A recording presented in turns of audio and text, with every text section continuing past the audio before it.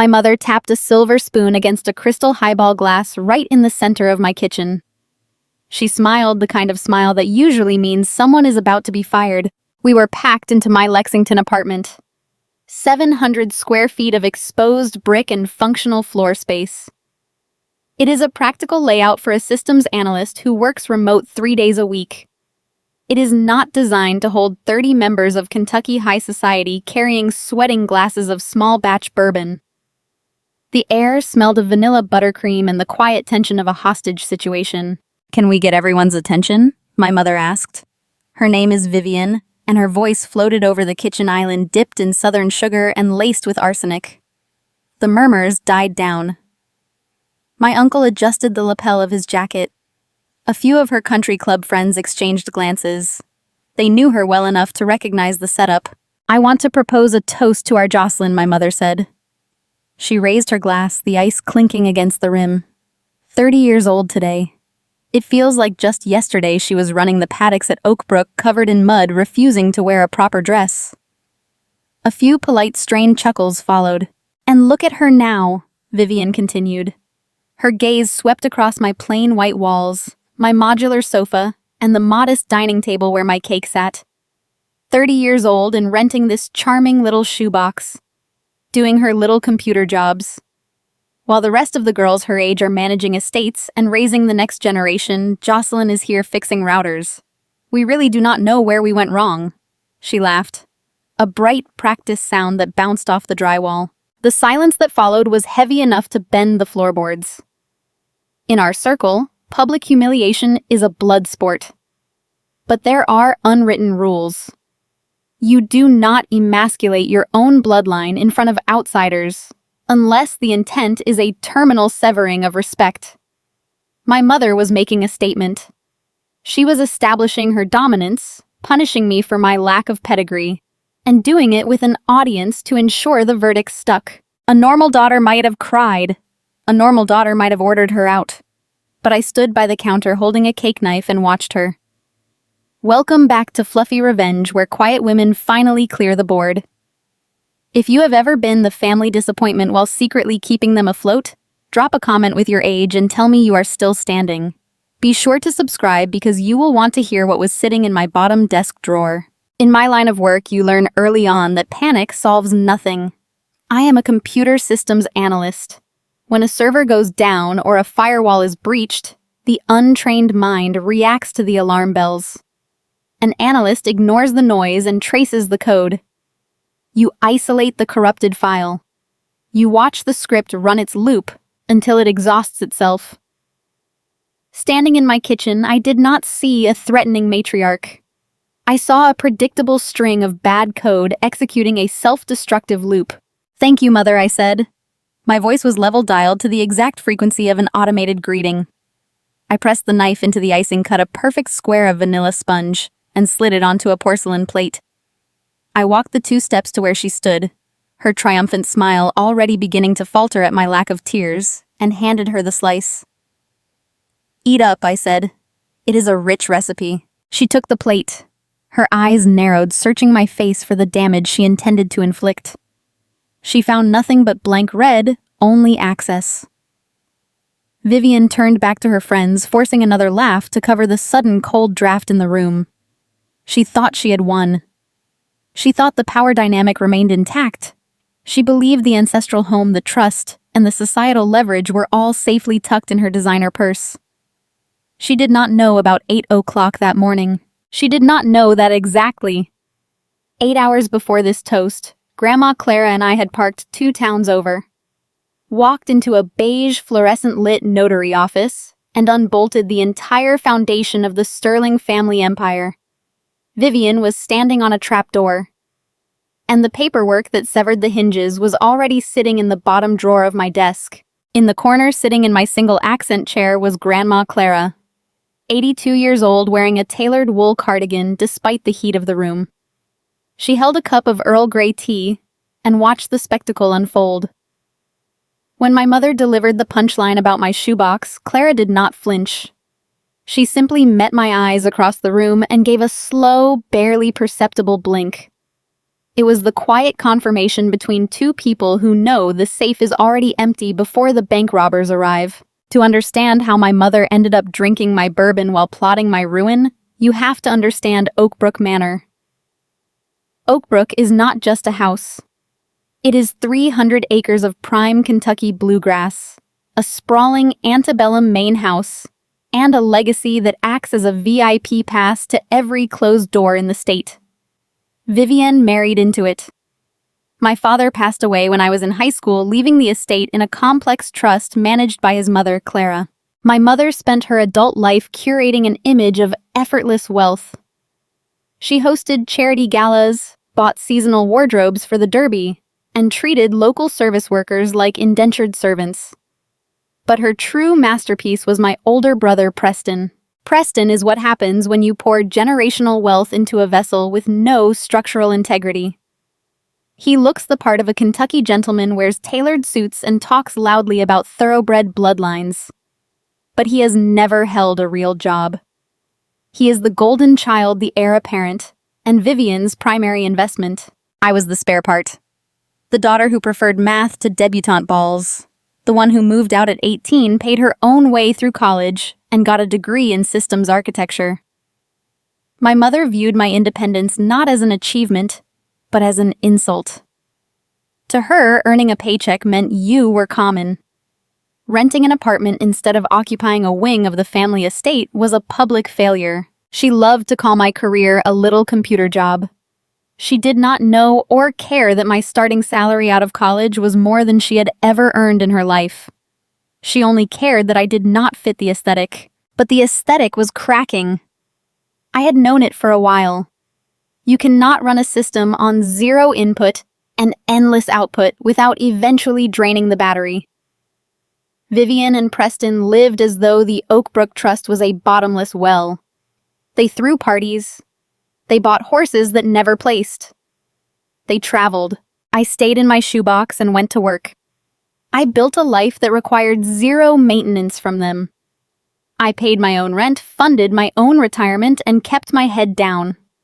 I thought distance would be enough to keep me safe from the inevitable crash. I was wrong. A failing system does not shut down gracefully. It tries to draw power from whatever is plugged into the network. And I was about to find out just how desperate my mother had become to keep the lights on for Preston.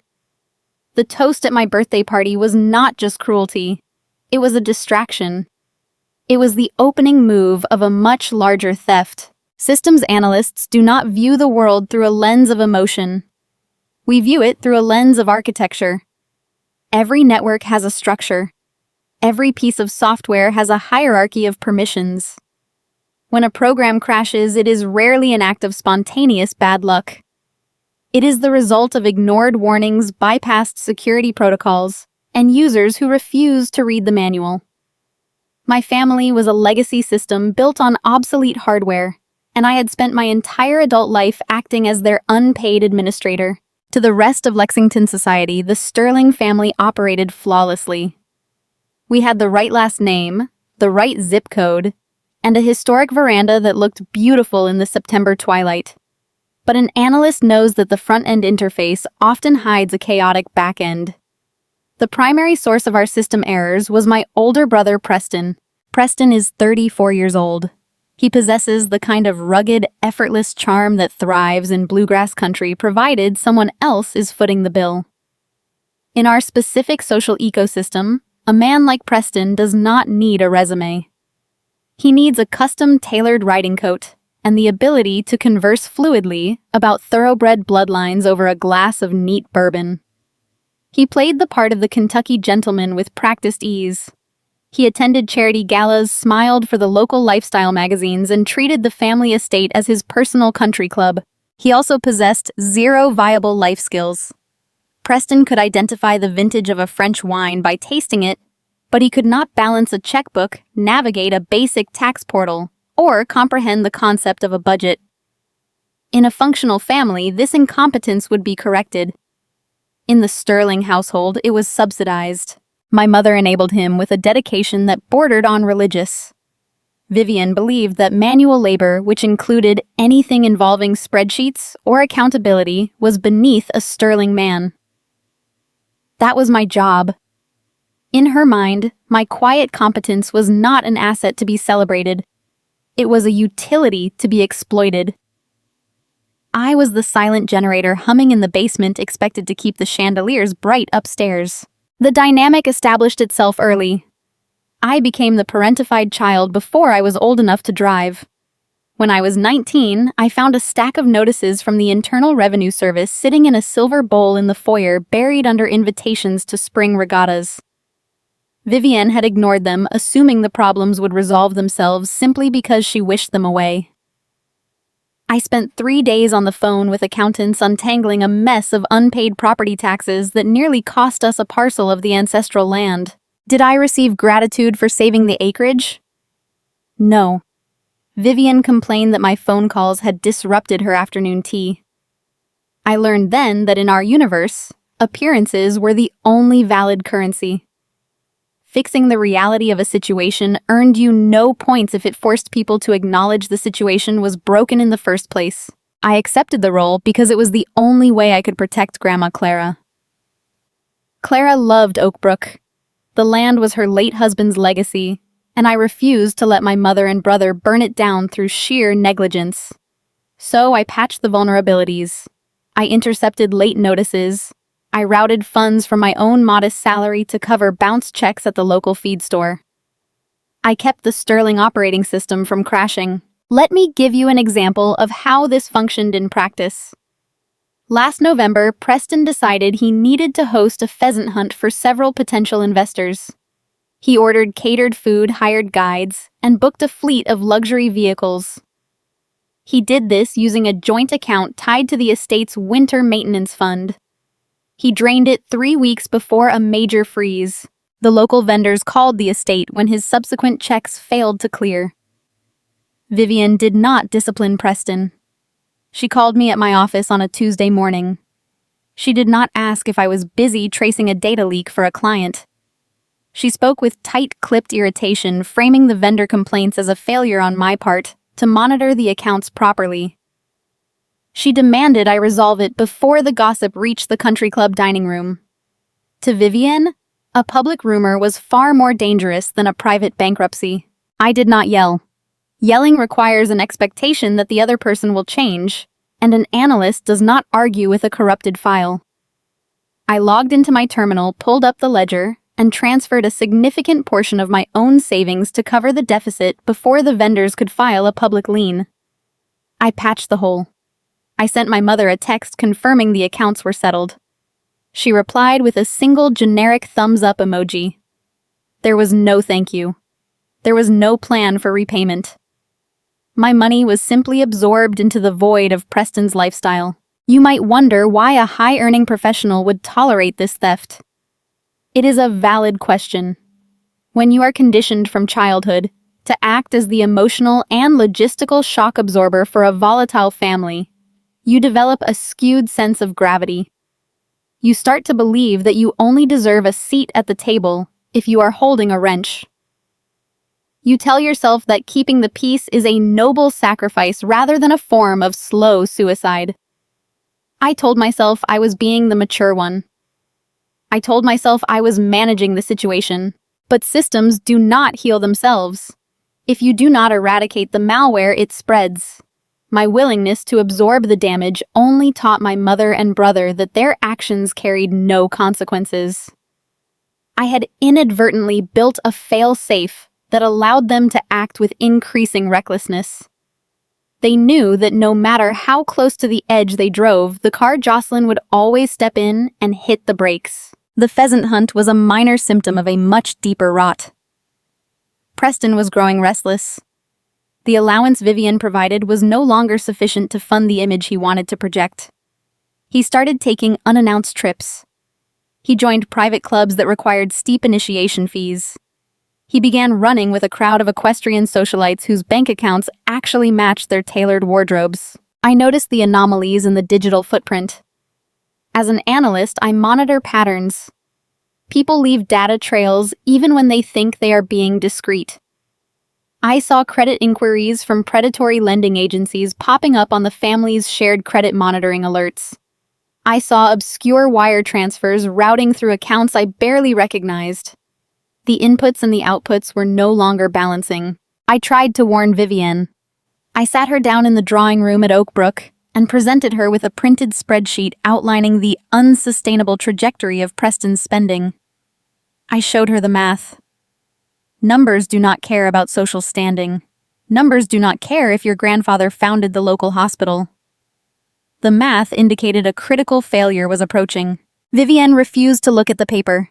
She stood up, smoothed her silk skirt, and told me I was being dramatic. She accused me of being jealous of Preston's vibrant social life, suggesting my insistence on living in a small apartment had made me bitter and stingy. She declared that Preston was merely networking planting seeds for future business endeavors that my analytical mind could not possibly comprehend. I folded the spreadsheet and put it back in my briefcase. I realized then that my mother did not want a solution. She wanted a scapegoat.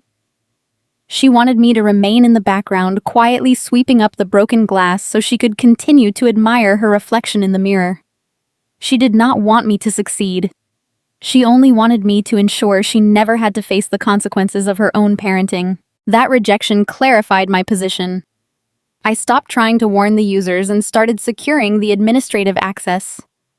I began a quiet, methodical review of every single legal document, deed, and trust parameter associated with Oakbrook Manor. If the crash was inevitable, my only priority was ensuring Grandma Clara survived the impact. I gathered passwords, downloaded financial histories, and created encrypted backups of every transaction. I assumed I had time. I assumed Preston was merely bruising the family's credit score with petty indulgences and foolish social climbing. I vastly underestimated the scale of his ego. The truth is, a golden child raised without boundaries will eventually seek a throne he cannot afford. I was waiting for a minor overdraft. I was prepared for a delayed mortgage payment. I was not prepared for the phone call that came 3 weeks later, tearing through my firewall and exposing a threat that promised to level the entire estate. The summons to Oakbrook Manor arrived on a Tuesday afternoon via a text message that contained no greeting. It consisted of a single sentence instructing me to be at the main house by 5 o'clock. In the Sterling operating protocol, an unscheduled meeting at the estate meant a critical error had occurred. I logged out of my workstation, drove out of the city, and pointed my car toward horse country. The driveway leading to Oakbrook is lined with centuries-old oak trees, their branches forming a long, shaded canopy that hides the main house from the public road. As I parked my reliable sedan next to my brother's luxury SUV, I noted the physical state of the property. The white paint on the grand antebellum columns was beginning to peel near the bases. The landscaping, usually manicured to a sharp edge, looked slightly overgrown. To a casual observer, it was just a delayed maintenance schedule. To an analyst, it was a red flag, indicating a disruption in cash flow. I found my mother and brother waiting for me on the sweeping back veranda.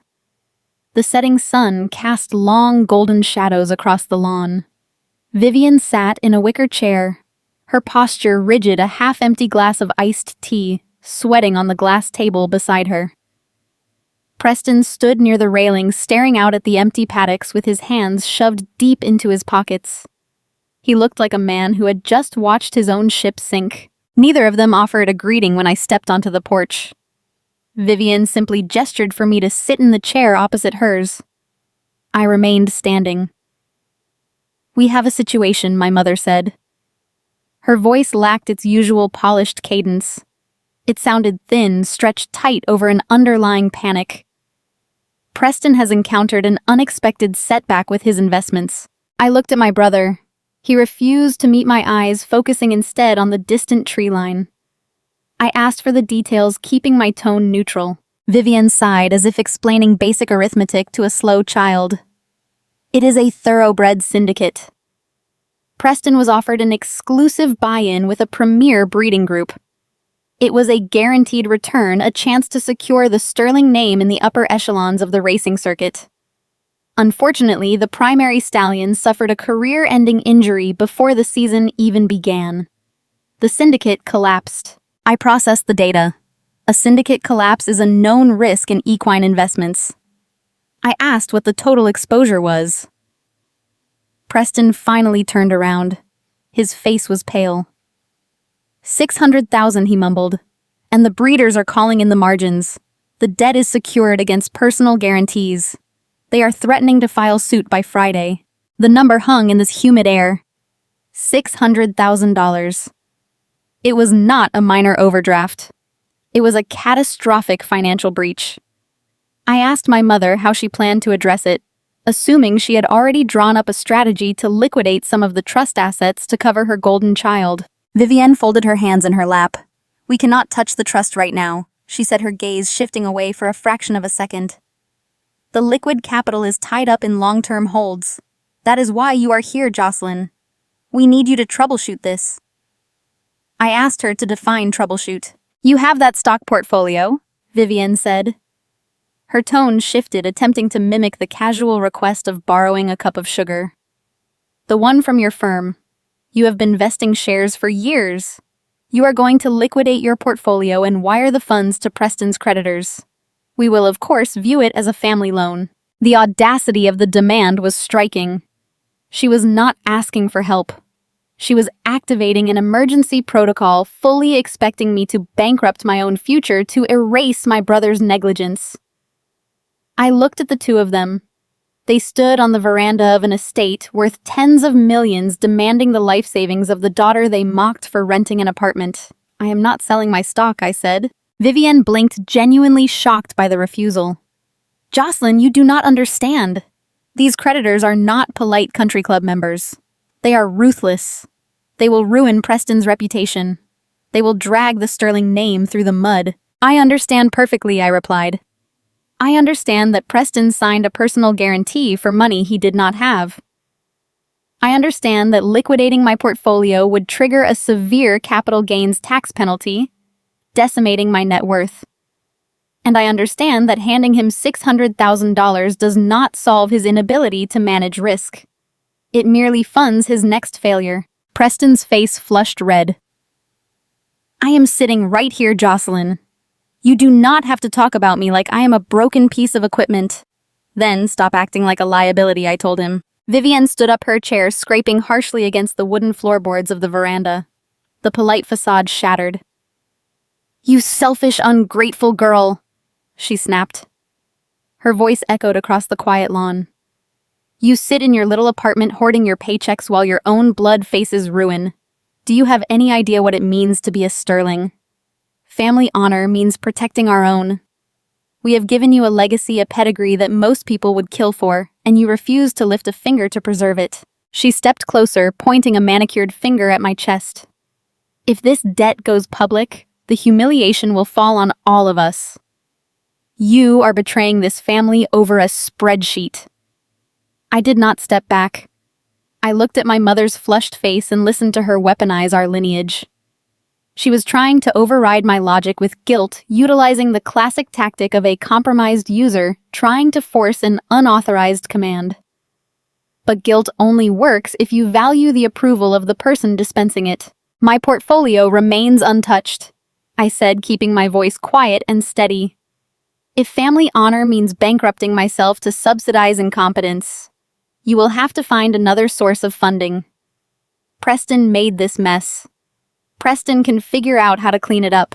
I turned my back on them and walked toward the stairs. Vivienne shouted after me, her voice shrill and desperate, warning me that I was making a permanent mistake. I did not pause or turn around. I walked down the steps, crossed the gravel driveway, and got back into my car. As I drove away from the estate, the adrenaline began to fade, replaced by the cold, calculating hum of my professional training. I turned off the radio and let the silence fill the cabin. An analyst knows that user behavior provides the most critical diagnostic data. My mother's reaction on the veranda had been extreme. The anger was expected, but the underlying panic was anomalous. Oakbrook Manor was a vast estate. Even with the trust restrictions, a family with our level of generational wealth should have had multiple avenues to secure a $600,000 loan. They could have leveraged artwork, sold a minor parcel of unused land, or taken a loan against future dividends. Instead, Vivian had tried to strip my personal retirement accounts. She had acted not like a wealthy matriarch handling a nuisance, but like a cornered animal out of options. Why was the trust untouchable? Why was there no liquid capital available to save the golden child? The math did not align.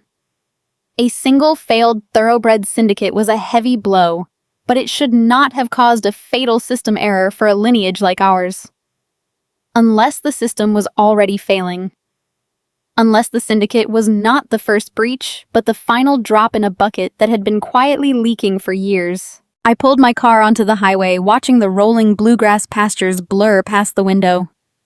My mother thought I was driving back to my apartment to reconsider my refusal. She assumed I would eventually succumb to the pressure of the Sterling name. She did not realize that her desperate emotional blackmail had just handed me a diagnostic key. If she was frantic enough to demand my savings, the financial rot at Oakbrook went far deeper than Preston's gambling. Something systemic was hidden beneath the surface of the family ledger. I needed to see the raw data. I needed to know exactly what my mother was hiding behind the antebellum columns and the country club smiles. I reached my apartment, locked the door, and opened my laptop. It was time to run a background trace on the Sterling family footprint. 3 days passed in silence. Then my phone vibrated on my desk at work. The caller ID displayed Vivian Sterling. She did not call to apologize. She called because she had a logistical failure that required free technical support. "The Sterling Holdings server is down," my mother said the moment I answered. Her tone was brisk, entirely devoid of the desperation she had exhibited on the veranda. She was pretending our previous conversation had never occurred. "Preston cannot access the quarterly tax files for his accountant. Fix it, please. We are on a deadline." Sterling Holdings was the boutique entity my father created decades ago to manage the agricultural and maintenance logistics of the estate. It was a relic running on outdated architecture that Preston nominally supervised. In reality, he ignored it until tax season, at which point he panicked and delegated the troubleshooting to me. A normal person might have refused, citing the screaming match from earlier in the week. I said I would look into it immediately. I did not accept the task out of familial duty. I accepted it because a server crash requires an administrator log in. My mother had just handed me the keys to the exact digital vault I needed to inspect. I waited until I was back in my apartment that evening. I brewed a cup of black coffee, sat at my workstation, and initiated a remote desktop connection to the Holdings server. The crash itself was trivial. Preston had attempted to update a localized database application and corrupted the directory path.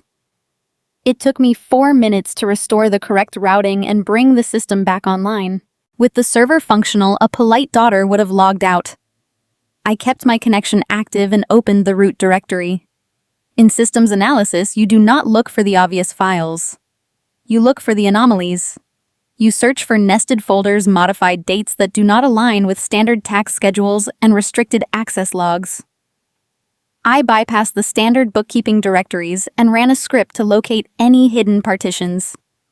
It took 7 minutes for the search to return a hit. There was a secured subfolder buried within an archived vendor directory. It was password protected, but Preston possessed the digital security habits of a careless teenager. He used the name of his first prize thoroughbred, followed by his birth year. I bypassed the lock on the second attempt. The contents of that folder laid out a betrayal so profound it shifted the gravity in my living room. There were no records of Polo Club dues or Taylor invoices. Instead, the screen populated with high-resolution topographical maps of Oakbrook Manor. There were zoning inquiries submitted to the County Planning Commission. I opened a series of encrypted emails exchanged between Vivian and a commercial real estate developer based out of Atlanta. I read the text of those emails, my coffee turning cold beside my keyboard. Vivian was not trying to secure a standard line of credit. She was attempting to subdivide the historic acreage. The draft proposals detailed a plan to carve up the centuries-old pastures, the very land my grandmother cherished, and sell them off as parcels for luxury subdivisions. There were commercial appraisal reports valuing the soil not for its agricultural heritage, but for its housing development density. The math laid bare the true depth of the rot. The thoroughbred syndicate debt was only the catalyst. Preston owed money to creditors far less forgiving than breeders. He had leveraged his lifestyle against a mirage, and Vivian was preparing to sell off our ancestral foundation piece by piece to settle his accounts. Oakbrook Manor was legally held in a trust, which meant Vivian could not simply list the property on the open market. But the emails revealed a workaround. She was drafting legal motions to assert that the maintenance of the vast acreage had become an undue financial burden on the family. She planned to use Preston's manufactured debts as proof of insolvency, petitioning a judge to allow the liquidation of the outer parcels to save the main house. It was a calculated clinical dismantling of a legacy. She was willing to introduce bulldozers and pavement to the land my father grew up on, all to ensure Preston never had to face the indignity of a consequence. The emotional impact of this discovery did not register as sorrow. It registered as a cold, sharpening focus. I had always assumed the estate was untouchable. I believed the grand columns and the sweeping driveways were permanent fixtures in our family narrative. Now I understood they were fragile assets sitting on a chopping block, vulnerable to the vanity of a son and the delusion of a mother. I watched the cursor blink on the screen. My instinct was to print the documents, drive back to the estate, and lay them on the mahogany dining table. I wanted to watch Vivian try to explain away the topographical maps. But I am an analyst. I know that confronting a hostile user without securing your access only results in denied permissions. If I showed my hand now, Vivian would claim the proposals were mere contingency plans. She would change the server passwords, delete the directories, and accuse me of invading her privacy. She would spin the narrative painting me as a paranoid, ungrateful daughter snooping through files that did not concern me. A fight without leverage is just noise. I needed something louder than noise. I needed an ungaslightable paper trail. I initiated a secure file transfer protocol. I downloaded every zoning email, every commercial appraisal, every draft contract, and every topographical map. I pulled the metadata, preserving the exact timestamps and user IDs associated with each document. I created a pristine encrypted archive of my mother's intended treason. The download took 22 minutes. I watched the progress bar inch across the screen, calculating my next move. When the transfer was complete, I closed the directory, cleared my access logs, and severed the remote connection. I sent a brief text message to Vivian, stating the server was functional and the tax files were accessible. She replied a minute later. Thanks. One single word. She sat in the house she was plotting to dismember and sent a casual acknowledgement to the daughter she considered a useful appliance. I leaned back in my chair and looked at the encrypted folder resting on my desktop. I had the evidence, but evidence is useless without jurisdiction. I held zero legal authority over the Oakbrook Trust. I could not file an injunction, nor could I block a zoning petition. My mother held the structural power, and my brother held her blind loyalty. There was only one person in the Sterling lineage who possessed the legal authority to halt the liquidation. She was the same woman who had lived on that land for half a century, the woman who knew the name of every oak tree lining the driveway. Grandma Clara. Clara was the beneficiary of the original trust. While Vivian managed the day-to-day operations and held operational power of attorney, Clara retained the ultimate veto over any structural changes to the estate. However, Clara was 82 years old. My mother treated her like a delicate antique, managing her schedule, filtering her phone calls, and carefully curating the information she received about the family finances. Vivian had isolated Clara, feeding her a sanitized version of reality where Preston was a successful gentleman and the estate was thriving. To stop the bulldozers, I had to breach that isolation. I had to bypass my mother's firewall and show Clara the raw data. Doing so carried significant risk. If Clara proved too fragile to handle the truth, or if she sided with Vivian out of a desire to keep the peace, my mother would instantly know I had accessed the hidden ledgers. I would be permanently exiled from the family, and the estate would fall. I needed an environment where I could speak to Clara without Vivian hovering over her shoulder. I needed a distraction large enough to occupy my mother and brother, allowing me the time to present the encrypted files to the matriarch. The calendar on my wall provided the solution. The Kentucky Derby was 2 weeks away. Every year, Vivian hosted an extravagant viewing party at Oakbrook Manor. It was the crown jewel of her social calendar, an event demanding her undivided attention as she performed the role of the ultimate Southern hostess. The house would be filled with politicians, horse breeders, and local elite. The noise, the catering, and the pageantry would consume her focus entirely. It was the perfect blind spot. I closed my laptop and locked the screen. The conflict was no longer a petty dispute over a horse syndicate or a ruined birthday party. It was a structural war for the ground we stood on. I had my receipts. I had my target. All I had to do was wait for the starting gun. I poured my cold coffee down the sink and went to sleep. The first Saturday in May requires a specific type of performance in our state. Oakbrook Manor transformed into a theater for the Kentucky Derby. Caterers erected white tents across the manicured lawns. Waiters circulated with silver trays of mint juleps in frosted silver cups. Women arrived in pastel silk dresses and wide-brimmed hats while the men sported seersucker suits and brightly colored bow ties. The air buzzed with the hum of generational wealth and forced pleasantries. I wore a simple navy sheath dress. I stood near the perimeter of the limestone terrace, blending into the shadows of the awning. I prefer to observe a system when it is running at maximum capacity. It highlights the stress points. Preston stood at the center of the patio holding court. Next to him was Victoria. She was his fiancée, the daughter of a prominent bourbon distiller. Victoria possessed the kind of expensive, polished beauty that requires a team of professionals to maintain. She contributed nothing to a conversation beyond polite agreement and well-timed laughter. Vivian adored her. Victoria represented the ideal sterling woman. She was an ornamental asset who would never ask a difficult question or demand to see a ledger. Vivian hovered around the couple, introducing Victoria to local politicians and horse breeders, cementing the illusion of a thriving dynasty. She was selling a narrative of success to a crowd that held the power to grant or deny social survival. The catering staff navigated the crowd, their trays emptying quickly under the afternoon sun. Vivian spotted me standing near the limestone balustrade. She saw an opportunity to recalibrate the power dynamic after my refusal to pay her son's debts. She walked over, her smile bright and weaponized, drawing the attention of a nearby group of local investors. "Jocelyn, dear," she said. Her voice projected across the terrace, designed to cut through the ambient chatter. The bartenders are struggling to keep up. Be a helpful girl and run down to the caterer's tent for more ice. We need to make sure Preston's guests are comfortable. It was a calculated demotion. She was publicly assigning me the role of hired help, instructing me to serve the brother I had refused to subsidize. She wanted to remind me that in her domain, my professional title meant nothing. The investors paused their conversation, waiting for my response. An insecure person would have argued.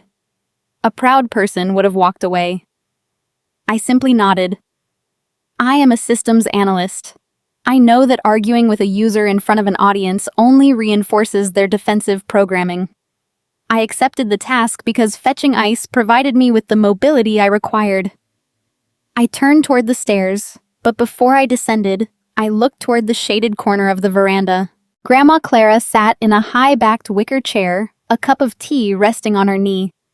She wore a tailored linen suit, her silver hair pulled into an immaculate twist. While the rest of the party watched Vivian perform, Clara was watching me. Her expression remained neutral, giving nothing away to the surrounding guests. But as our eyes met, she offered a single, deliberate tilt of her head toward the east wing of the house. The signal was received. I retrieved the ice, delivered it to the bar, and quietly slipped through the French doors into the cool interior of the manor. The library at Oakbrook is a sanctuary of dark mahogany floor-to-ceiling bookshelves, and the heavy scent of old paper and leather bindings. It was the room where my grandfather conducted his business, far removed from the social theater of the front lawn. Clara was already there, sitting behind the heavy walnut desk. The door clicked shut behind me, sealing out the noise of the bluegrass band and the clinking glasses. The polite, fragile matriarch persona vanished the moment the latch caught. Clara sat up straight, her eyes sharp and clear. "Your mother thinks she is directing a play," Clara said. Her voice dropped its soft southern lilt, replacing it with a firm, pragmatic edge. "She thinks if she buys enough mint juleps and parades Victoria around the lawn, the banks will forget to collect their due." She motioned to the leather chair opposite the desk. "Sit down, Jocelyn," she instructed. "Tell me how deep the water is getting." I took the seat. It was the first time Clara had openly broken the family protocol. For years, she had allowed Vivian to manage her schedule and curate her information, playing the role of the docile elder. But Clara was not docile. She had watched my grandfather build the trust from a modest holding into a sprawling estate. She understood the mechanics of survival. She knew the system was failing, and she knew I possessed the diagnostic report. I did not offer vague warnings. I reached into my bag and pulled out the secured tablet I had preloaded with the encrypted files. I woke the screen and placed it on the leather blotter in front of her. "Preston owes $600,000 to a failed thoroughbred syndicate," I explained, keeping my tone clinical. "Vivian asked me to liquidate my retirement accounts to cover the margin calls. When I refused, she began looking for alternative liquidity." I tapped the screen, opening the first folder. "I pulled this from the holding server on Tuesday," I told her. Clara put on her reading glasses and leaned forward. She scrolled through the topographical maps. She read the commercial appraisal reports. She opened the emails exchanged with the Atlanta developer. I watched her face as she processed the raw data of her daughter's betrayal. "The developer plans to subdivide the South Pastures," I said, narrating the silent evidence on the screen. "They will carve out the historic acreage into 50 luxury lots. Vivian is preparing to petition the court, claiming the estate is insolvent, and the land must be liquidated to save the main house. She intends to use Preston's debt as proof of hardship." The silence in the library grew dense. Clara stared at a map displaying a cul-de-sac drawn directly over the grove of pecan trees her husband had planted 40 years ago. For a long moment, the only sound was the faint, muffled cheering from the lawn as the race broadcast began outside. I saw the heartbreak hit her. It was a physical weight pulling at the corners of her mouth, dimming the light in her eyes. The land was not just an asset to Clara. It was a repository of memories. It was a living monument to the life she had built. Vivian was treating it like a checking account, ready to pave over half a century of history to balance a ledger she had destroyed. But the grief did not linger. Clara is a product of a generation that values resilience over despair. I watched the sorrow recede, replaced by a cold, crystalline resolve. She took off her reading glasses and placed them on the desk with a sharp, decisive click. "She will not pave over my husband's legacy to pay for my grandson's vanity," Clara said. Her voice carried the weight of a judge delivering a sentence. She looked at me, the facade permanently stripped away. "Your mother thinks I am a relic," Clara continued. "She thinks I am too old to understand the game she is playing. She has been feeding me half-truths for a decade, assuming my silence was ignorance." Clara reached across the desk and placed her hand over mine. It was a firm, grounding grip. "You are the only one in this house who respects the foundation, Jocelyn. You fix the things they break. Tell me how we stop this." The alliance was forged in the quiet shadows of the library, miles away from the pastel dresses and the forced laughter of the viewing party. I looked at the matriarch of the Sterling family, recognizing a fellow architect ready to secure the perimeter. "We cannot fight her directly," I said, laying out the parameters of the conflict. "She holds the operational power of attorney. If we confront her with these emails, she will accelerate the sale, lock us out of the accounts, and claim I fabricated the data. A frontal assault will only trigger her defensive protocols." I turned the tablet screen off, plunging the evidence back into darkness. "We need a structural bypass," I told my grandmother. "We need to rewrite the permissions from the ground up in a way she cannot see and cannot contest." Clara nodded, a tight, grim smile forming on her lips. She squeezed my hand once before letting go. "Then, let us write a new rulebook," she said. "Let them drink their bourbon and pretend they own the world. We have work to do." Clara reached into the pocket of her linen blazer and produced a small brass key. She did not hand it to me. She moved behind the heavy walnut desk, knelt with a grace that defied her 8 decades, and inserted the key into a subtle lock hidden beneath the bottom drawer. The mechanism clicked with the heavy, satisfying sound of well-oiled steel. She retrieved a thick manila folder bound by a faded red ribbon and laid it flat on the leather blotter. "My grandfather was a man who understood dirt," Clara said, untying the ribbon. "He did not care about country club memberships or the society pages. He cared about crop yield, soil integrity, and weather patterns. When your father passed and Vivian assumed control of the social calendar, your grandfather watched her. He saw how she prioritized optics over stability. He recognized a bad steward when he saw one." Clara opened the folder. The parchment paper inside was yellowing at the edges, dense with legal typography. "Before he died, he amended the primary trust," Clara continued. She traced a manicured finger down the second page, stopping at a paragraph buried deep within the bylaws. "He created a contingency protocol, a generation-skipping transfer clause. It grants me, as the surviving grantor, the unilateral authority to bypass Vivian entirely and deed the estate directly to a competent heir of my choosing." I leaned forward, my analytical mind processing the data. In network security, this is known as a root override. It is a backdoor programmed into the architecture by the original developer, designed to wrest control from a rogue administrator before they can format the hard drive. I asked why she had never used it. "Because executing a generation-skipping transfer is not as simple as signing a piece of paper," Clara explained. "The moment the transfer is recorded, Vivian will lose her primary source of leverage. She will retaliate. She will hire litigation attorneys to contest the deed, claiming I was coerced or lacked the mental capacity to understand my actions. She will drag the Sterling name into a prolonged probate battle, and the legal fees alone could force the sale of the land." Clara looked up from the document, her gaze locking onto mine. "A weapon is useless if deploying it destroys the thing you are trying to protect." She was correct. A system migration of this magnitude required meticulous staging. We could not simply flip the switch.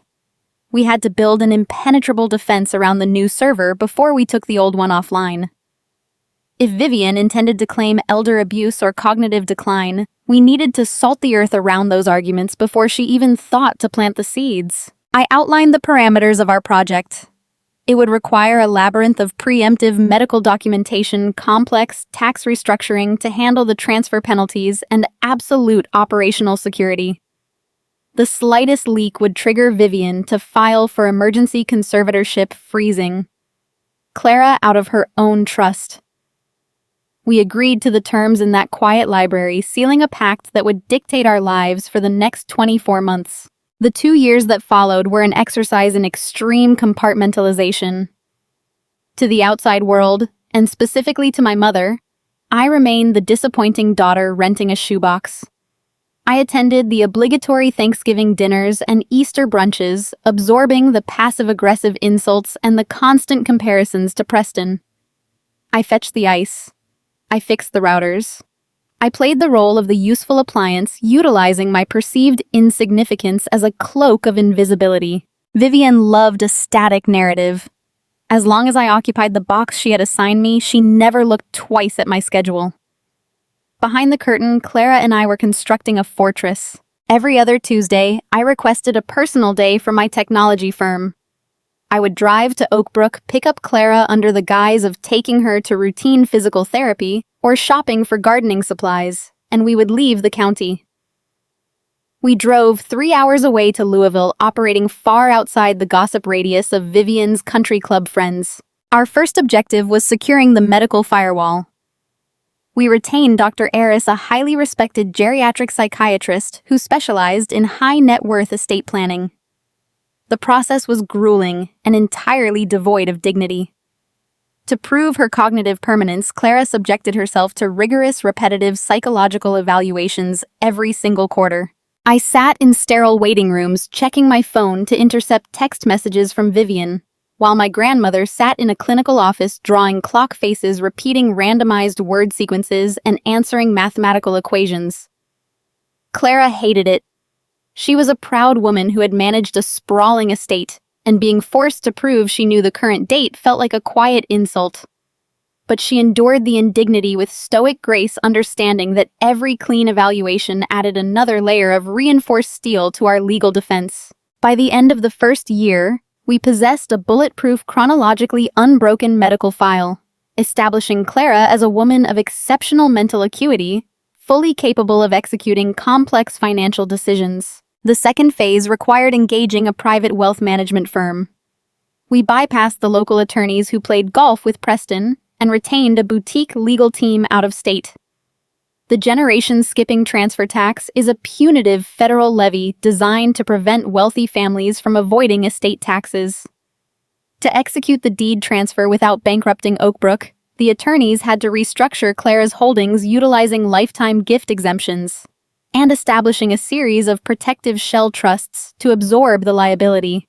It was a slow, deliberate grind. Legal cement takes time to cure. Trusts require federal identification numbers, deeds require specific surveying language, and every document had to be drafted, reviewed, and finalized in total secrecy.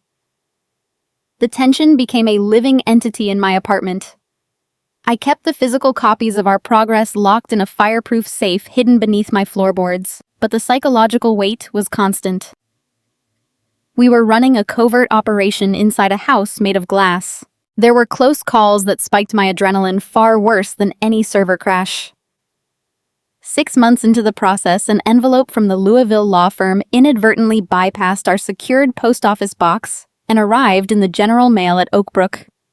I happened to be standing in the foyer resetting the home network router when the postal carrier dropped the stack of letters onto the silver entry table. I saw the return address. A split second later, I heard the sharp clack of Vivienne's heels descending the main staircase. An untrained mind would have lunged for the envelope. I did not alter my breathing. I casually reached for the stack of mail, thumbed through it as if looking for a catalog, and slid the legal envelope smoothly up my sleeve, just as my mother rounded the landing. She paused, eyeing me with her standard look of mild distaste, asked if the Wi-Fi was fixed, and walked past me toward the kitchen. The envelope burned against my forearm, a stark reminder of how narrow our margin of error truly was. As the second year drew to a close, the legal structure was nearly finalized. We had the medical evaluations. We had the tax strategies mapped. The final transfer documents were drafted, waiting only for Clara's notarized signature to execute the protocol and lock Vivienne out of the estate forever. But a firewall is only effective if you can deploy it before the breach occurs. And the breach was accelerating. Preston's creditors from the failed Thoroughbred syndicate had grown tired of waiting. The polite inquiries had morphed into aggressive demands threatening public litigation that would expose the Sterling insolvency to the entire state. Vivienne's runway was gone.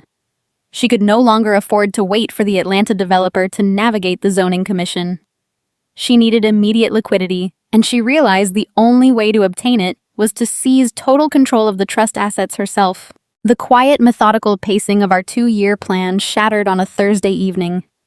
The slow grind abruptly shifted into a freefall, and my mother finally abandoned her Southern etiquette for raw, unmasked desperation. In systems architecture, a cascading failure occurs when one isolated error triggers a sequence of subsequent crashes, bypassing redundancies, until the entire network collapses.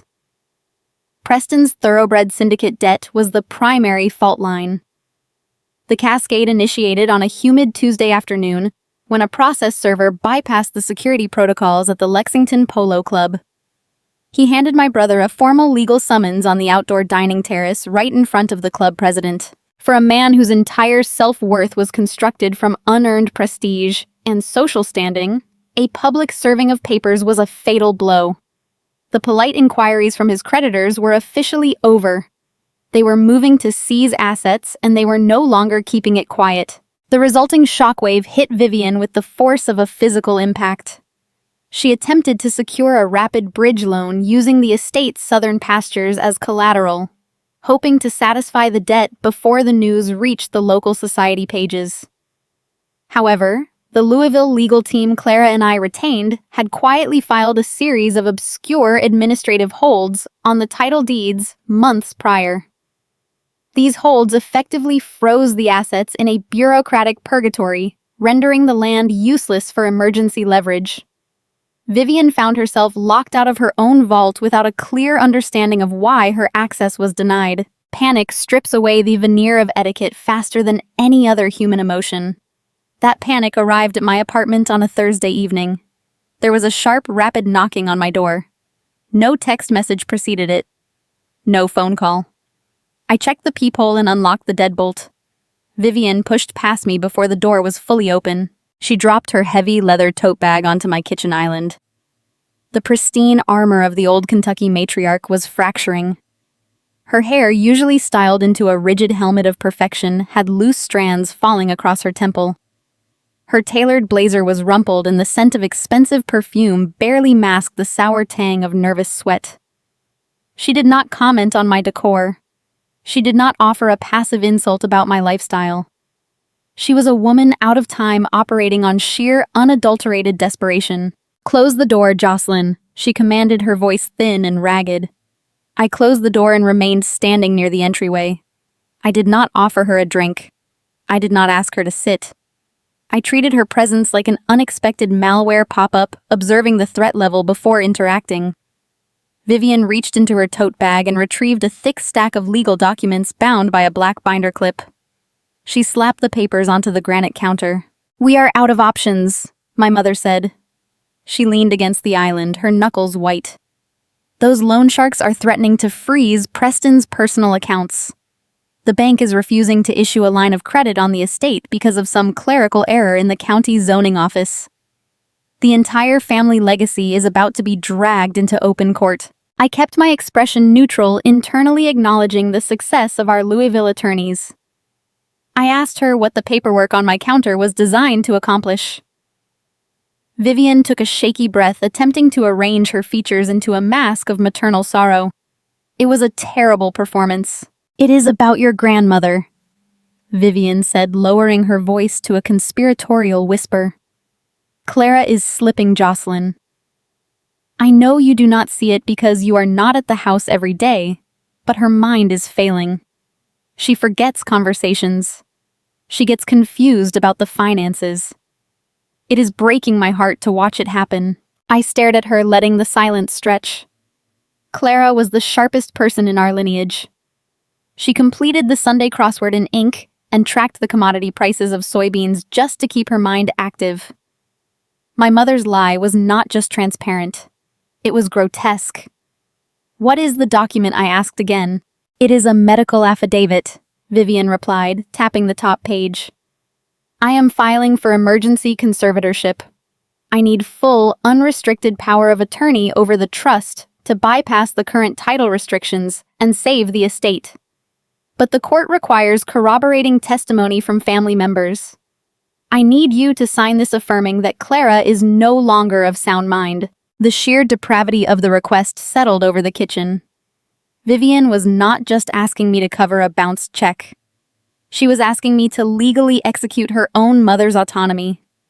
She was willing to strip an 82-year-old woman of her rights, her dignity, and her home, all to generate enough cash to protect Preston from the consequences of his own arrogance. This was the ultimate moral stress test.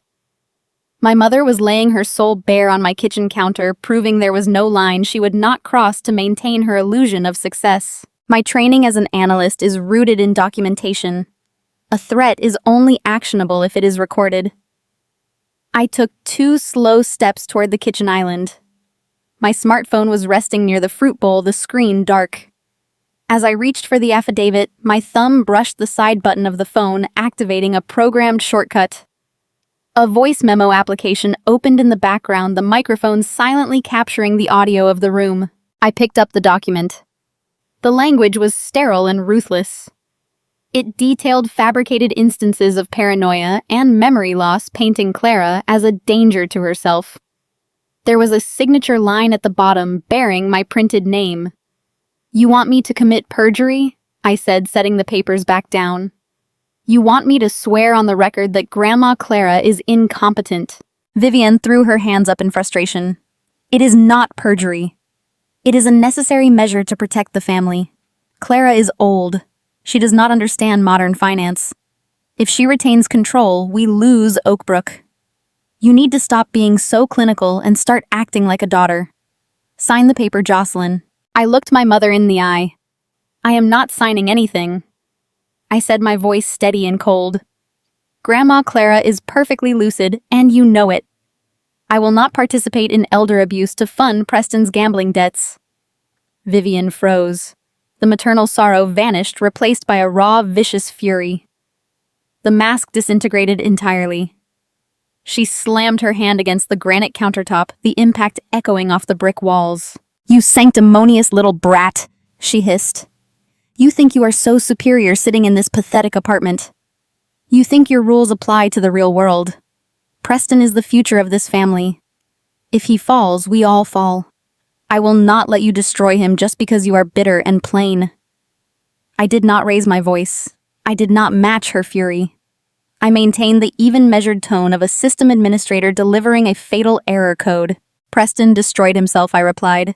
And you handed him the matches. I am not burning my own integrity to keep him warm. The answer is no. Take your paperwork and leave. Vivian gathered the documents, her hands shaking with rage.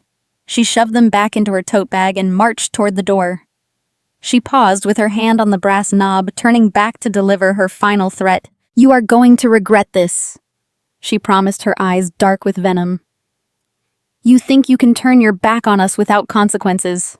I will make sure every person in Lexington knows exactly what kind of ungrateful, unstable daughter you are. By the time I am finished, you will not be welcome in a single home in this state. She yanked the door open and slammed it behind her. The hinges rattled. I stood in the silence of my apartment for a long moment. I walked over to the kitchen island, picked up my phone, and stopped the recording. I uploaded the audio file to 3 separate encrypted cloud servers. The threat was logged. The intent to commit fraud was documented. My mother had just provided the final piece of unassailable evidence required to secure Clara's safety. The timeline was no longer a slow, deliberate march. It was a sprint. Vivian was going to war, and the fallout would require every ounce of strategic patience I possessed. Gossip in Lexington does not travel through shouted accusations. It travels through sympathetic whispers over iced tea and polite inquiries about a person's well-being. A smear campaign in Old Kentucky is a masterclass in weaponized concern. My mother was a seasoned architect of this specific type of warfare. She promised to make me an exile in my own hometown, and she executed her protocol with remarkable speed. The first indicator of a system freeze is a drop in incoming traffic. It started on a Monday. I had a standing lunch reservation with a woman named Sarah. We had known each other since middle school. Sarah was deeply embedded in the local equestrian scene and served on 3 different philanthropic boards alongside my mother. 2 hours before we were scheduled to meet, my phone buzzed with a brief text message. Sarah claimed she had a sudden migraine and needed to cancel. She did not suggest a date to reschedule. By Wednesday, the subtle drop in traffic became a complete network blackout. I received a formal email from the organizers of the Bluegrass Heritage Gala. For the past 6 years, I had volunteered my skills to streamline their silent auction software, saving them thousands of dollars in administrative fees. The email was polite, sterile, and entirely unyielding. It stated that due to a restructuring of the committee, my services were no longer required, and my ticket to the event had been refunded. I did not need to trace the routing path to know where the directive originated. Vivian was systematically cutting my access to the social grid. I learned the exact nature of the narrative she was spinning a few days later. I went to a local bakery to pick up a coffee before work. 2 women from my mother's garden club were standing near the pastry display. They did not see me enter. I stood near the door and listened as one of them lowered her voice, dripping with theatrical pity. She said Vivian was simply heartbroken. She claimed my mother was struggling to cope with my sudden mental decline. The woman whispered that I had become erratic, ungrateful, and prone to irrational outbursts. She told her companion that I had abandoned my family during a difficult transition, refusing to help Preston while he navigated a complex business maneuver. According to the rumor, I was hoarding my salary in a tiny apartment consumed by a petty, lifelong jealousy of my older brother. The companion clicked her tongue and shook her head, offering a sympathetic sigh for poor Vivian. They noticed me a moment later. The conversation halted instantly. They offered tight, uncomfortable smiles, grabbed their paper cups, and hurried out the door as if prolonged exposure to me might be contagious. Standing in the bakery, I felt the familiar, heavy sting of injustice. Anyone who has survived a smear campaign knows this specific pain. It is the suffocating realization that the person who abused you in private is currently receiving sympathy in public. Your abuser is playing the victim, and the audience is applauding the performance. The natural human instinct is to defend yourself. You want to post the truth on a public forum. You want to call those garden club women and explain the reality of the $600,000 debt. You want to scream that you are not the one who is unstable. But screaming is exactly what the abuser wants you to do. If you raise your voice, if you display anger, you provide them with the very evidence they need to prove their lie. You validate their narrative. You become the erratic, hostile person they describe to their friends. I paid for my coffee and walked back to my car. I sat behind the steering wheel and allowed the sting to wash over me. Then I engaged my professional training. In my career, a loud user is often a distracted user. When an employee is flooding the help desk with frantic tickets complaining that a program is broken, they are usually trying to cover up the fact that they deleted an important file by mistake. They create noise to mask their own incompetence. My mother was flooding the social network with noise. She was deploying the smear campaign as a smokescreen. She wanted me isolated, demoralized, and desperate for readmission to the family circle. She assumed that the pain of social rejection would break my resolve, forcing me to crawl back to Oakbrook and sign the affidavit declaring Grandma Clara incompetent. She fundamentally misunderstood my operating system. I did not view the social isolation as a punishment. I viewed it as a quarantine. Vivienne was actively removing me from the blast radius of her own impending collapse. By uninviting me from the charity galas and country club luncheons, she was handing me the gift of uninterrupted time. I did not issue a single public denial. I did not send angry text messages defending my character. I leaned into the silence. I embraced the role of the unstable spinster and vanished into my shoebox apartment. This lack of resistance had a profound effect on my mother. Manipulative personalities rely on pushback to gauge the effectiveness of their attacks. When a target goes silent, the attacker often interprets the silence as total surrender. Vivian assumed she had won the psychological war. She believed she had successfully neutralized me as a threat to her plans. That overconfidence made her careless. While Vivian spent her afternoons drinking iced tea and playing the tragic matriarch for her friends, I spent my evenings on encrypted video calls with the legal team in Louisville. We reviewed the final drafts of the Generations Skipping Trust Transfer. We cross-referenced the recent psychiatric evaluations provided by Dr. Aris.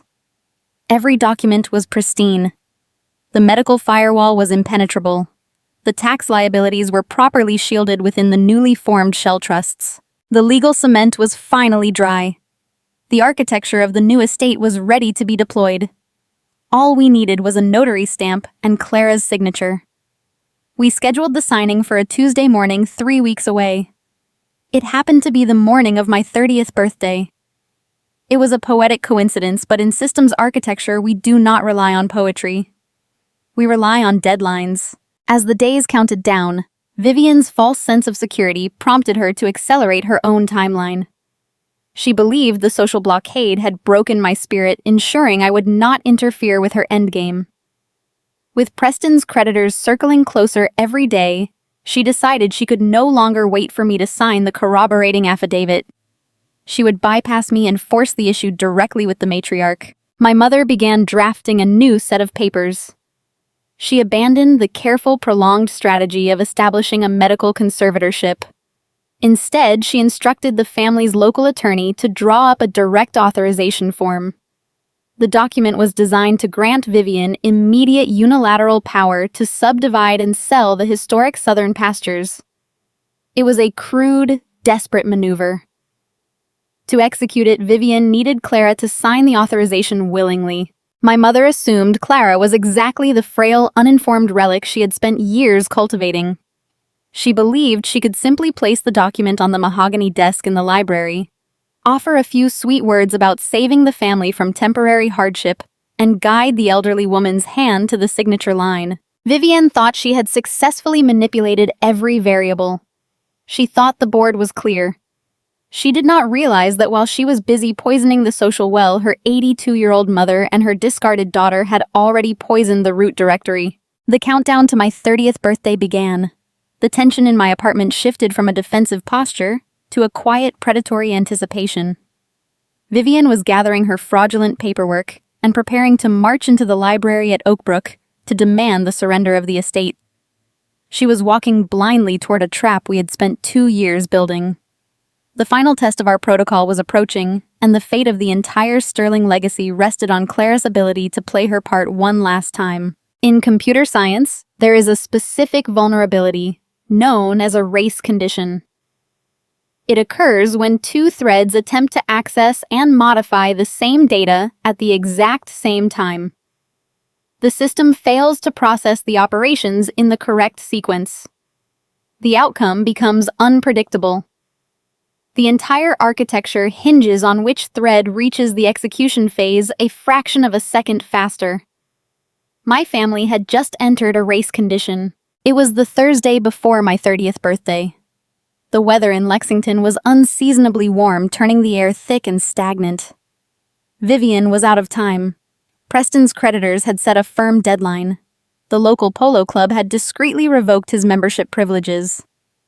The polite society that my mother worshipped was beginning to notice the cracks in the Sterling facade. She could no longer afford to wait for me to surrender. She needed immediate access to the Oakbrook deeds. Vivian walked into the mahogany library at Oakbrook Manor just after lunch. She carried a sleek leather folder. Grandma Clara was sitting in her usual high-backed chair near the window reading a biography of a former president. She told me later that she knew exactly what was in the folder the moment Vivian crossed the threshold. My mother had the rigid posture of a person preparing to sell a forgery to an appraiser. Vivian sat on the edge of the velvet sofa opposite Clara. She did not offer small talk. She opened the folder and placed a stack of documents on the low coffee table. "We need to make a few administrative adjustments to the estate," Vivian said. Her tone was light practiced and deeply artificial. "The maintenance costs are becoming unwieldy. Preston and I have consulted with a real estate firm. They have offered a very generous proposal to purchase the southern pastures. It is scrubland, really. We never use it. Selling it will secure the trust for the next decade and provide Preston with the capital he needs to expand his portfolio." Clara looked at the documents. The southern pastures were not scrubland. They were the original 100 acres her husband had purchased when he first established the Sterling name in the county. It was the soil that birthed the legacy Vivian was now trying to liquidate. My mother handed Clara a gold pen. "All I need is your signature on these authorization forms," Vivian continued. "It is just a formality. I will handle all the negotiations and the zoning board meetings. You will not have to worry about a thing." This was the moment our 2-year defense protocol faced its ultimate test. If Clara refused to sign, Vivian would immediately drive to the county courthouse and file the emergency conservatorship, claiming Clara's refusal was a symptom of advanced dementia. If Clara signed, the land was gone. We needed a third option. We needed to stall the execution thread. Clara did not reach for the pen. She let her hand tremble slightly as she closed her book. She looked at her daughter with wide, tired eyes, executing a flawless performance of a frail, overwhelmed elder. "My eyes are so tired today," Vivian Clara said. Her voice was thin, mimicking the exact tone of cognitive fatigue my mother expected to hear. "This is so much paperwork. You know I do not understand these legal terms the way your husband used to." Vivian leaned forward, her patience fracturing. "It is very simple, Mother. You are just authorizing me to negotiate on your behalf. You do not need to read the fine print. Just sign the bottom line so I can get this to the county clerk before the weekend." Clara shook her head slowly. She reached up and rubbed her temples. "I cannot find my reading glasses," she said. "I must have left them in the conservatory. My head is aching." "Leave the papers here on the desk. I will read them over the weekend when my mind is clearer. We can handle it on Monday." The demand for a delay struck Vivian like a physical blow. She needed the capital immediately. She opened her mouth to argue, her face flushing with the effort of suppressing her panic. But Clara closed her eyes and leaned her head back against the chair, projecting an image of total exhaustion. Vivian knew that pushing too hard might trigger a medical episode, which would delay the process even further. She had no choice but to accept the pause. "Fine," Vivian said. Her voice was sharp, clipping the edges of the word. "Take the weekend. But we are finalizing this on Monday morning. Preston is counting on us." Vivian left the library. The moment her footsteps faded down the hallway, the frail elder routine vanished. Clara picked up the landline phone on the desk and dialed my cell number.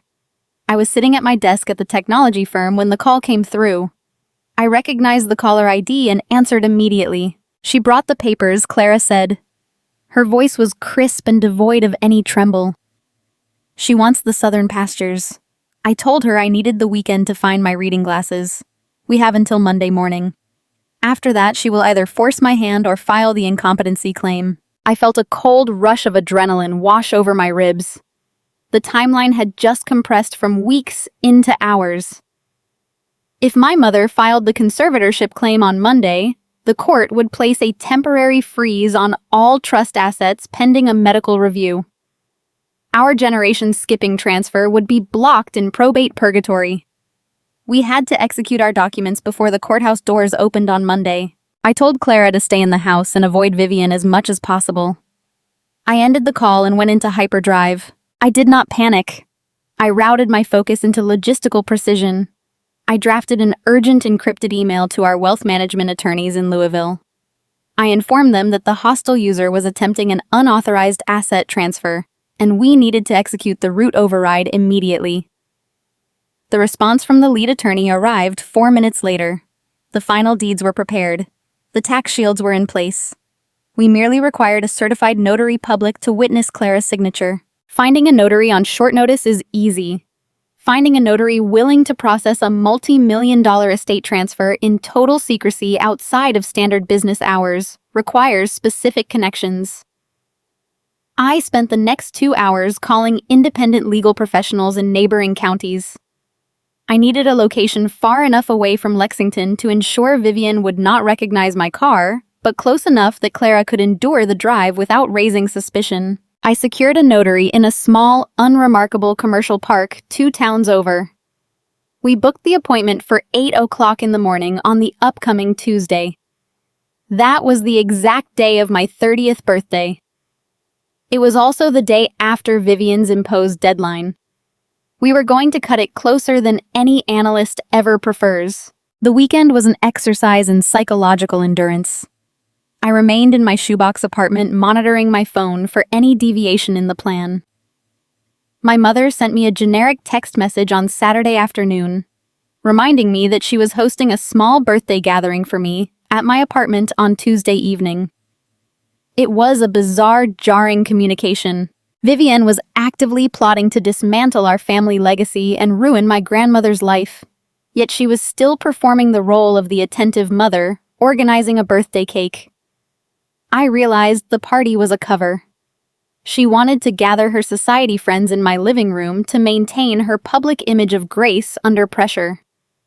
She planned to secure Clara's signature on Monday, hand the deeds to the developer on Tuesday morning, and then drink bourbon in my kitchen on Tuesday night, celebrating her own survival while pretending to celebrate my birth. She was building a stage for her victory lap. She had no idea the stage was rigged to collapse. On Sunday evening, I finalized the transit logistics. I texted Clara a simple confirmation code we had established months prior. She replied with a single period indicating she was ready. I reviewed the medical files from Dr. Aris one last time. The psychiatric evaluations were flawless. The legal fortress was fully assembled. I did not sleep that night. I sat on my modular sofa, watching the digital clock on my microwave shift from Sunday into Monday. The race condition was approaching its terminal phase. Vivian believed she held the execution thread. She believed Monday belonged to her. But an analyst knows that a scheduled task can always be circumvented if you hold the administrative keys.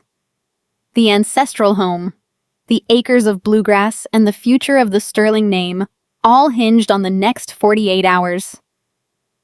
My mother was preparing to bulldoze the foundation. I was preparing to hand her the deed to an empty lot. The sun rose on Monday morning, bleeding gray light through my apartment blinds. The final countdown had begun. Monday morning arrived, and my mother struck the firewall. Vivian marched up the stairs to Clara's suite, armed with her authorization forms and a gold pen. She anticipated a swift victory. Instead, she encountered a closed oak door and a quiet, immovable refusal. Clara did not feign confusion this time. She claimed a sudden, debilitating migraine. She informed Vivian through the locked door that any further harassment would result in a direct call to Dr. Eris to request a hospital admission for stress. My mother retreated. She knew a documented hospital visit triggered by her badgering would destroy any chance of securing a clean conservatorship. Vivian was forced to grant Clara one final day of rest. The execution thread stalled, buying us the exact 24 hours we required. Tuesday morning broke with a heavy mist clinging to the Kentucky bluegrass. It was my 30th birthday. I woke at 5 o'clock, bypassing my usual coffee routing. I dressed in simple slacks and a neutral blouse.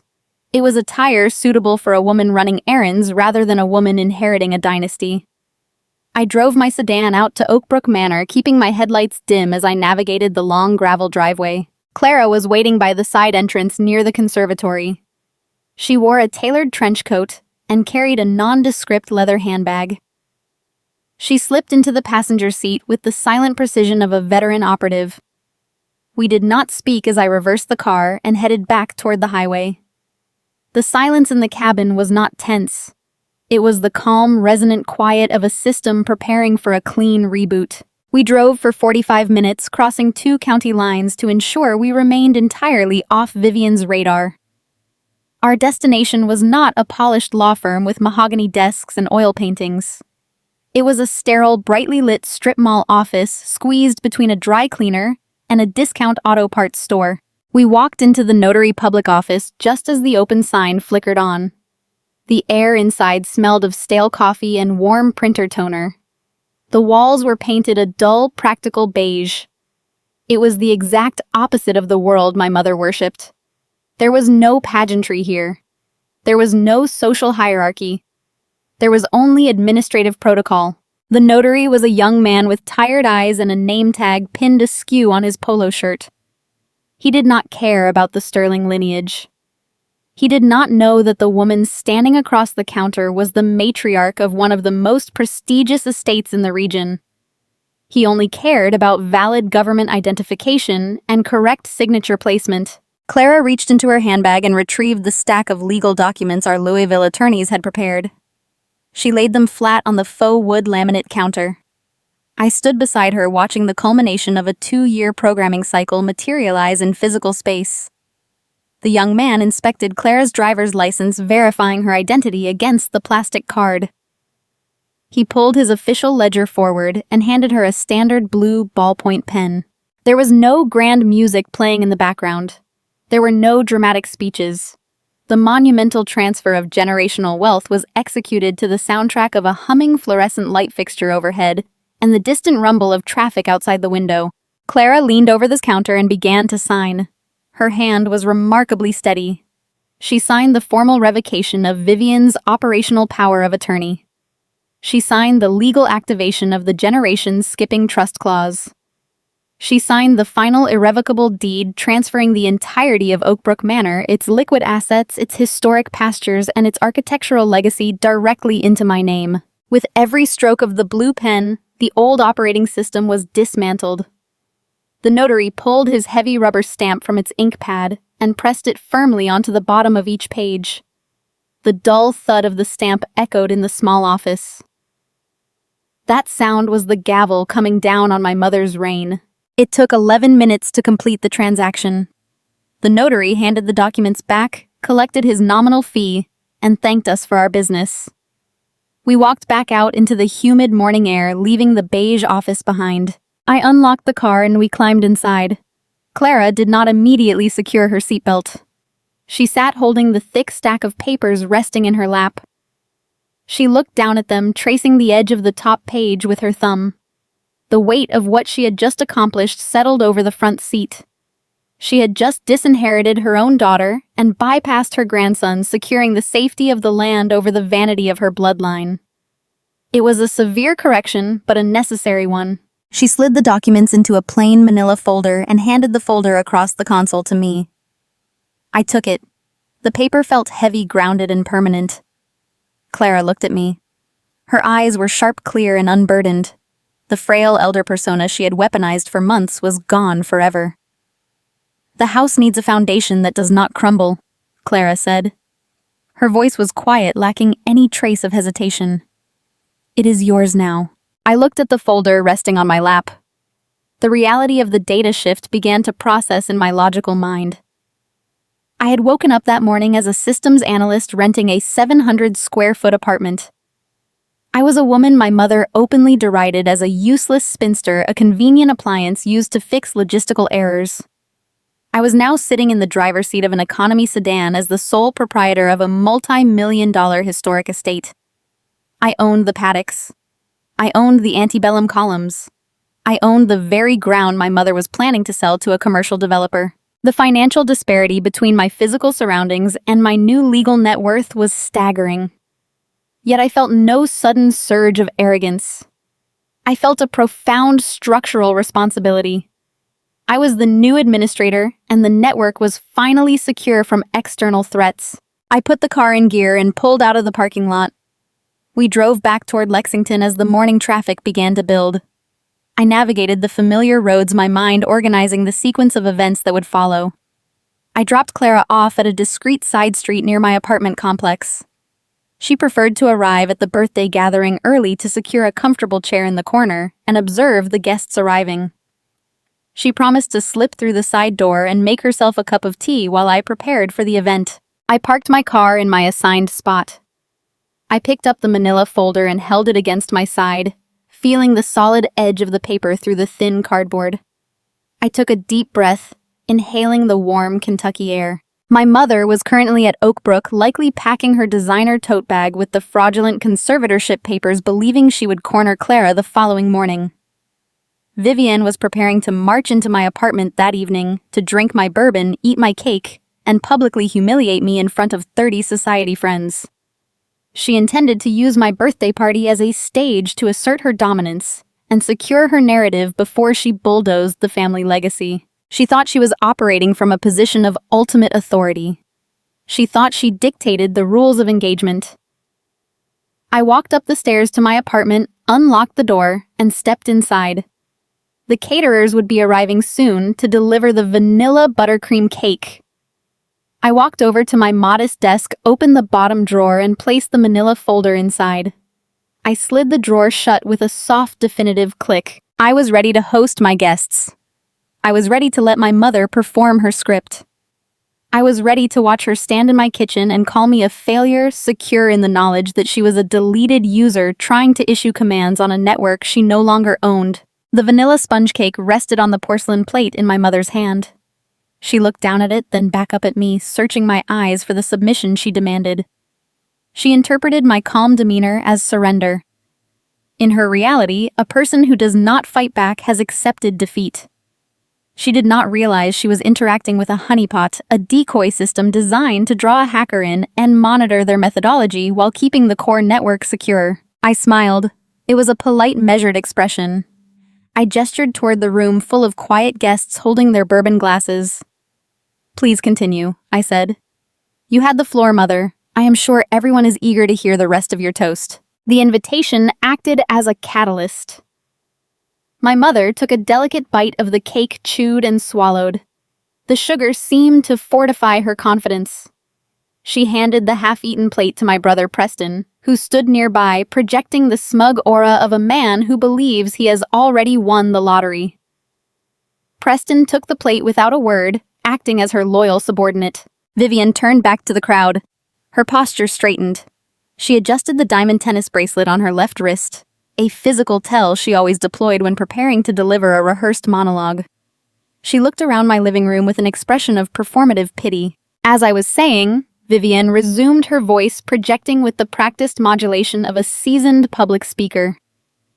Jocelyn has spent so many years isolating herself in this tiny space. It breaks a mother's heart to watch her daughter struggle with such a lack of direction. We have tried to be supportive of her independence, but there comes a point where family must step in and provide guidance. The guests remained frozen. A few of the older women from the garden club offered tight, sympathetic nods, playing their assigned roles in Vivian's social theater. My uncle stared intensely at his shoes. Everyone in the room knew they were witnessing an execution, and nobody wanted to catch a stray bullet. "Preston is entering a very demanding phase of his career," my mother announced.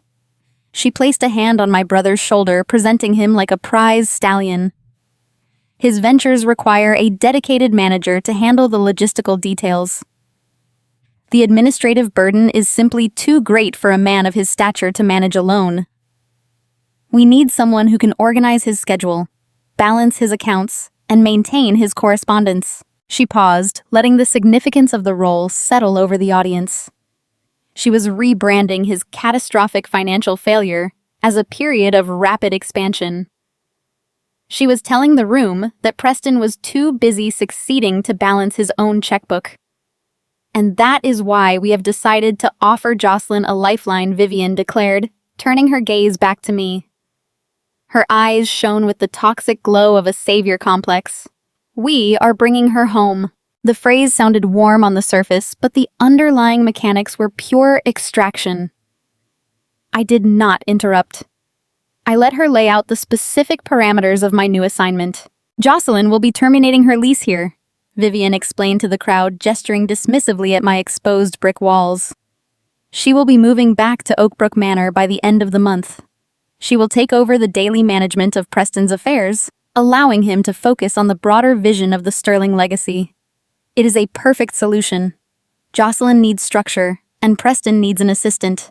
A woman near the kitchen island, a prominent real estate broker who frequently golfed with my mother, raised her glass in a tentative gesture of approval. "That is remarkably generous of you, Vivian," the woman said.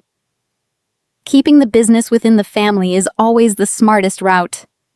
Will Jocelyn be moving back into her old room in the East Wing?" My mother let out a bright, trilling laugh. It was the sound of a trap snapping shut. "Oh, heavens, no!" Vivian replied, waving her hand as if batting away a fly. "The East Wing is being renovated for Victoria when she and Preston are married. We cannot have Jocelyn underfoot in the main house. She needs her own space to work. We are going to set her up in the annex." The annex. The word dropped into the room and the temperature plummeted. In the architecture of Oakbrook Manor, the annex is not a guest house. It is the original servants' quarters built over a century ago behind the main stables. It is a low, damp brick structure that has not seen a modern renovation since the late 1970s. The roof leaks during heavy spring rains. The plumbing is temperamental, relying on galvanized pipes that rattle when the water runs. It is currently utilized as overflow storage for broken patio furniture and archived tax boxes. Vivian was not inviting me home. She was attempting to evict me from my own independent life and relocate me to a glorified shed on the back of the property. She intended to transform a high-earning systems analyst into an indentured servant, tasked with untangling the debts of a brother who viewed me as hired help. And she was framing this relocation as an act of maternal charity. "It will be a wonderful project for her." Vivian continued, entirely oblivious to the shifting atmosphere in the room. "The annex has a certain rustic charm. She can paint the walls, put up some curtains, and make it her own little headquarters. It is a much better environment for her than this cramped city apartment. She will have fresh air, and she will finally be contributing to the Sterling name in a meaningful way." The sheer magnitude of the delusion was staggering. My mother stood in a home I paid for, surrounded by food I had purchased, and proposed that I surrender my career to live in a damp storage unit and act as a secretary for a man who owed $600,000 to loan sharks. She believed that because she packaged the demand in a velvet box of familial duty, I would simply bow my head and accept the demotion. I did not gasp. I did not raise my voice to defend my current living situation. I did not list my salary or cite my professional credentials to prove I was not a failure. In negotiations, silence is often the most devastating response. When a person delivers an unreasonable demand, their brain expects resistance. They crave an argument because an argument validates their premise that a negotiation is taking place. If you deny them the friction, their words hang in the air, exposed to the harsh light of reality. I stood behind the kitchen counter and looked at my mother. I let the silence stretch. 1 second passed, then 2, then 5. The ambient noise in the room vanished. The clinking of ice stopped. The polite murmurs ceased entirely. The guests shifted on their feet, their discomfort becoming a tangible presence. Even the most loyal members of Vivian's country club circle began to process the cruelty of the proposal. They were accustomed to passive-aggressive snubs, but assigning a daughter to live in the unrenovated stable quarters was a breach of basic decency. They looked at Vivian, then they looked at me. They waited for the explosion. They waited for the tearful breakdown or the screaming match that usually follows such a profound public insult. I gave them nothing but a serene, unblinking stare. I watched my mother realize that the room was not applauding. The triumphant smile on her face stiffened. She glanced at Preston, seeking reinforcement, but Preston was busy scraping the last remnants of vanilla frosting from his plate, oblivious to the changing social current. Vivian turned her attention back to me. Her eyes hardened. She recognized that her script was failing to execute the desired command. She needed me to react. She needed me to display weakness so she could swoop in and play the magnanimous savior, offering a firm hand. "Well," Jocelyn Vivian prompted, her voice losing a fraction of its sugary coating. "Do you have anything to say for yourself? Are you going to thank us for the opportunity?" I rested my hands flat on the cool granite surface of the kitchen island. I looked past my mother, past my brother, and caught the eye of Grandma Clara sitting quietly in the corner. The 82-year-old matriarch took a slow, deliberate sip of her Earl Grey tea. The trap was fully primed. The hostile user had locked herself inside the server room and confessed her intentions to the entire network. It was time to revoke her credentials. I did not raise my voice. I did not cross my arms or adopt a defensive posture. In a room waiting for a spectacular emotional detonation, I offered them the jarring sound of a polite, measured exhale. I turned my back on my mother. In the social ecosystem of old Kentucky, turning your back on the matriarch while she is holding the floor is a terminal offense. It signals that you no longer recognize her authority. I walked away from the kitchen island. The soft click of my heels against the hardwood floor was the only sound permitted in the apartment. The guests tracked my movement, their eyes darting between my retreating figure and Vivian's rigid stance. I approached the small, functional desk sitting in the corner of my living space. I reached down and pulled the bottom drawer open. The metal tracks glided with a smooth, oiled whisper. I reached inside and retrieved the plain manila folder I had deposited there just a few hours prior. The paper felt dense and significant in my hands. It held the weight of a century of history condensed into a few pages of legal typography and a fresh notary stamp. I closed the drawer, turned around, and walked back to the center of the room. Vivian watched me approach. Her eyes tracked the folder. She did not know what it contained, but she possessed the predatory instinct to recognize a shift in leverage. The performative maternal pity vanished from her face, replaced by a cold, calculating suspicion. Preston stood beside her, still holding the half-eaten plate of vanilla cake, his brow furrowing in confusion. I stopped at the opposite side of the granite island, creating a physical barrier between myself and my family. I set the manila folder down next to the gleaming cake knife. I rested my fingertips on the cardboard cover, aligning the edges perfectly parallel to the counter. "The problem with a corrupted system, Mom," I said. My voice was quiet, stripped of any inflection. It was the clinical tone of an analyst delivering a diagnostic report to a careless user. I let the words carry across the room, ensuring every country club friend, every local investor, and every extended relative heard the exact frequency of my calm. The problem is that the malware eventually consumes too many resources. It drains the processing power. It bypasses the security protocols. It threatens the structural integrity of the entire network. And when that happens, a warning is no longer sufficient. Eventually, the administrator has to revoke your access. Vivian's jaw tightened. The skin around her eyes went taut. She did not understand the terminology, but she understood the tone. It was the tone of a person issuing a verdict. "What on earth are you talking about?" she demanded. Her voice rose, fracturing the carefully curated acoustic environment of the party. "Stop speaking in riddles, Jocelyn. We are offering you a chance to redeem yourself." "I am declining the offer," I replied. I looked at her, holding her gaze with unblinking focus. "I will not be terminating my lease. I will not be moving into the damp, unrenovated servant quarters behind the stables. And I will certainly not be assuming the role of an unpaid secretary to manage my brother's financial ruin." Preston flinched. The word ruin hung in the air, sharp and uninvited. Vivian slammed her hand flat against the granite counter. "You ungrateful wretch," she hissed, forgetting her audience, abandoning the facade of the benevolent mother. "We are trying to save you from a pathetic life. Preston is running a vast enterprise. Preston is running from creditors," I corrected. I shifted my gaze to my brother, addressing him directly for the first time all evening. "A thoroughbred breeding syndicate." "Preston," I said, enunciating every syllable. $600,000 in margin calls secured against personal guarantees you could not back. A debt you attempted to cover by utilizing the winter maintenance fund, and when that failed, a debt you allowed our mother to try and pay by secretly drafting zoning proposals to pave over the southern pastures. The atmospheric pressure in the apartment collapsed. The silence that followed was not just quiet. It was a vacuum. The guests stopped breathing.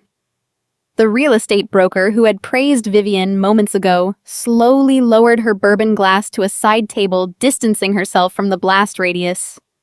My uncle took a discreet step backward toward the hallway. In our world, debt is a vulgarity.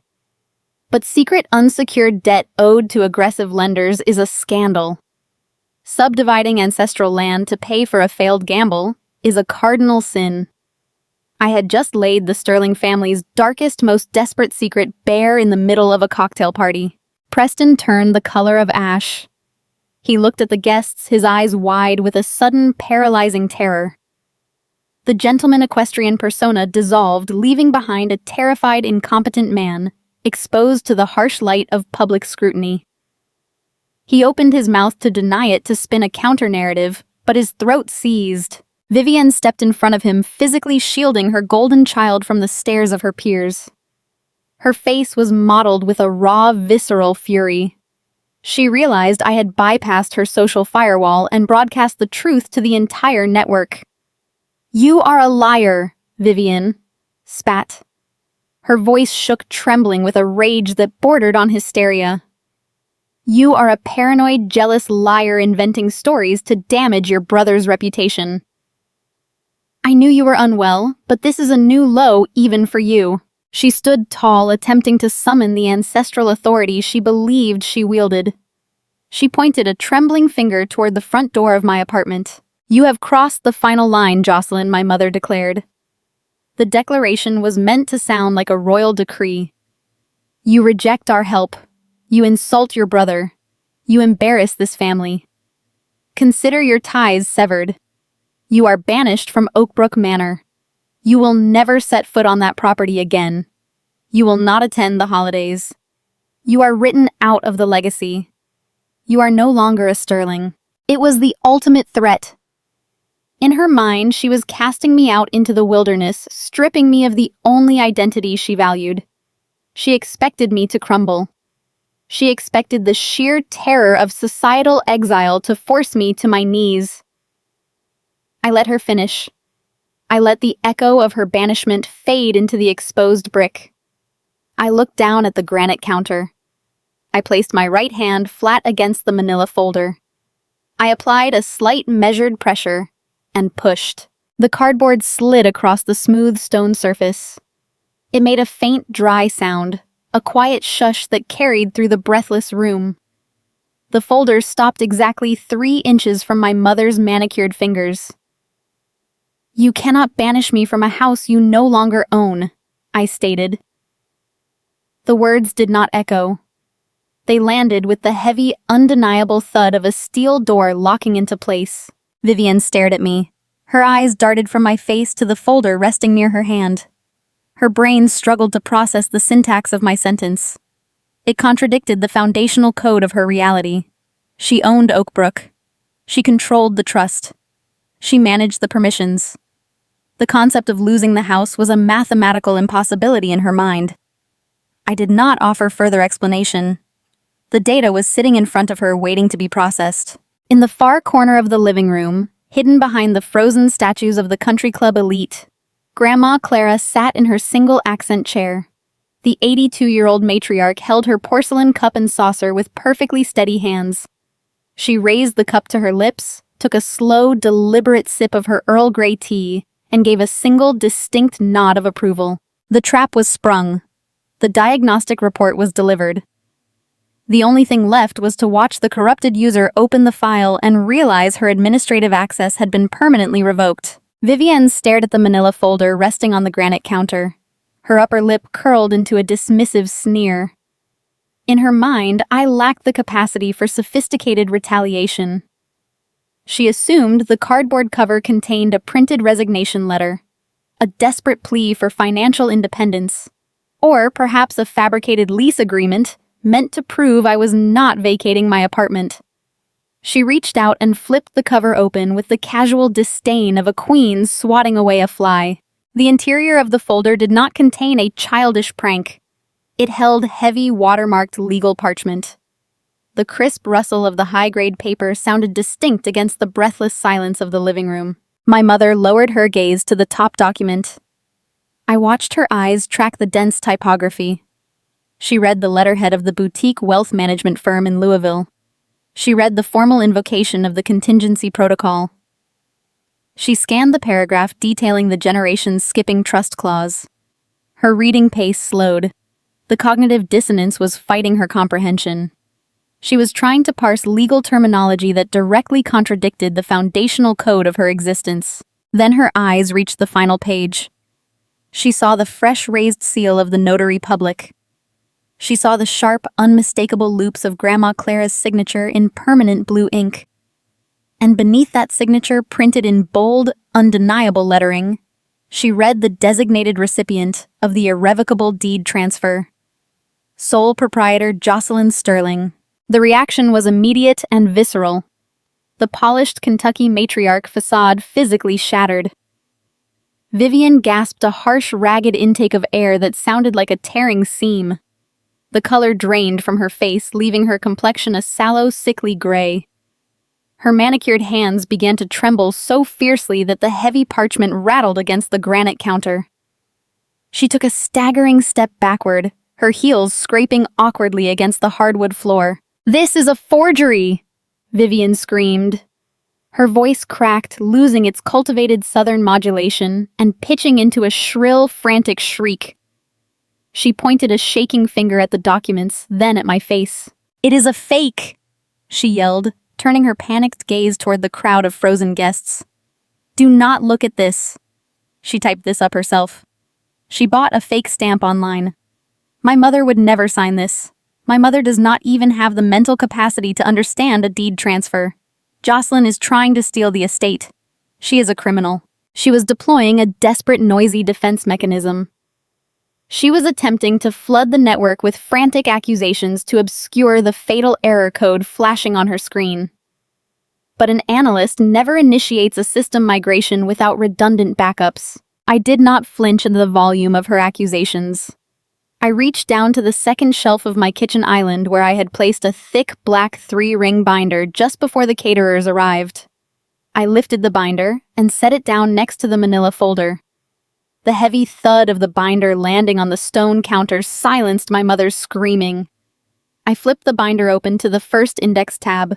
"You claim Grandma Clara lacks mental capacity," I said, maintaining my level clinical tone.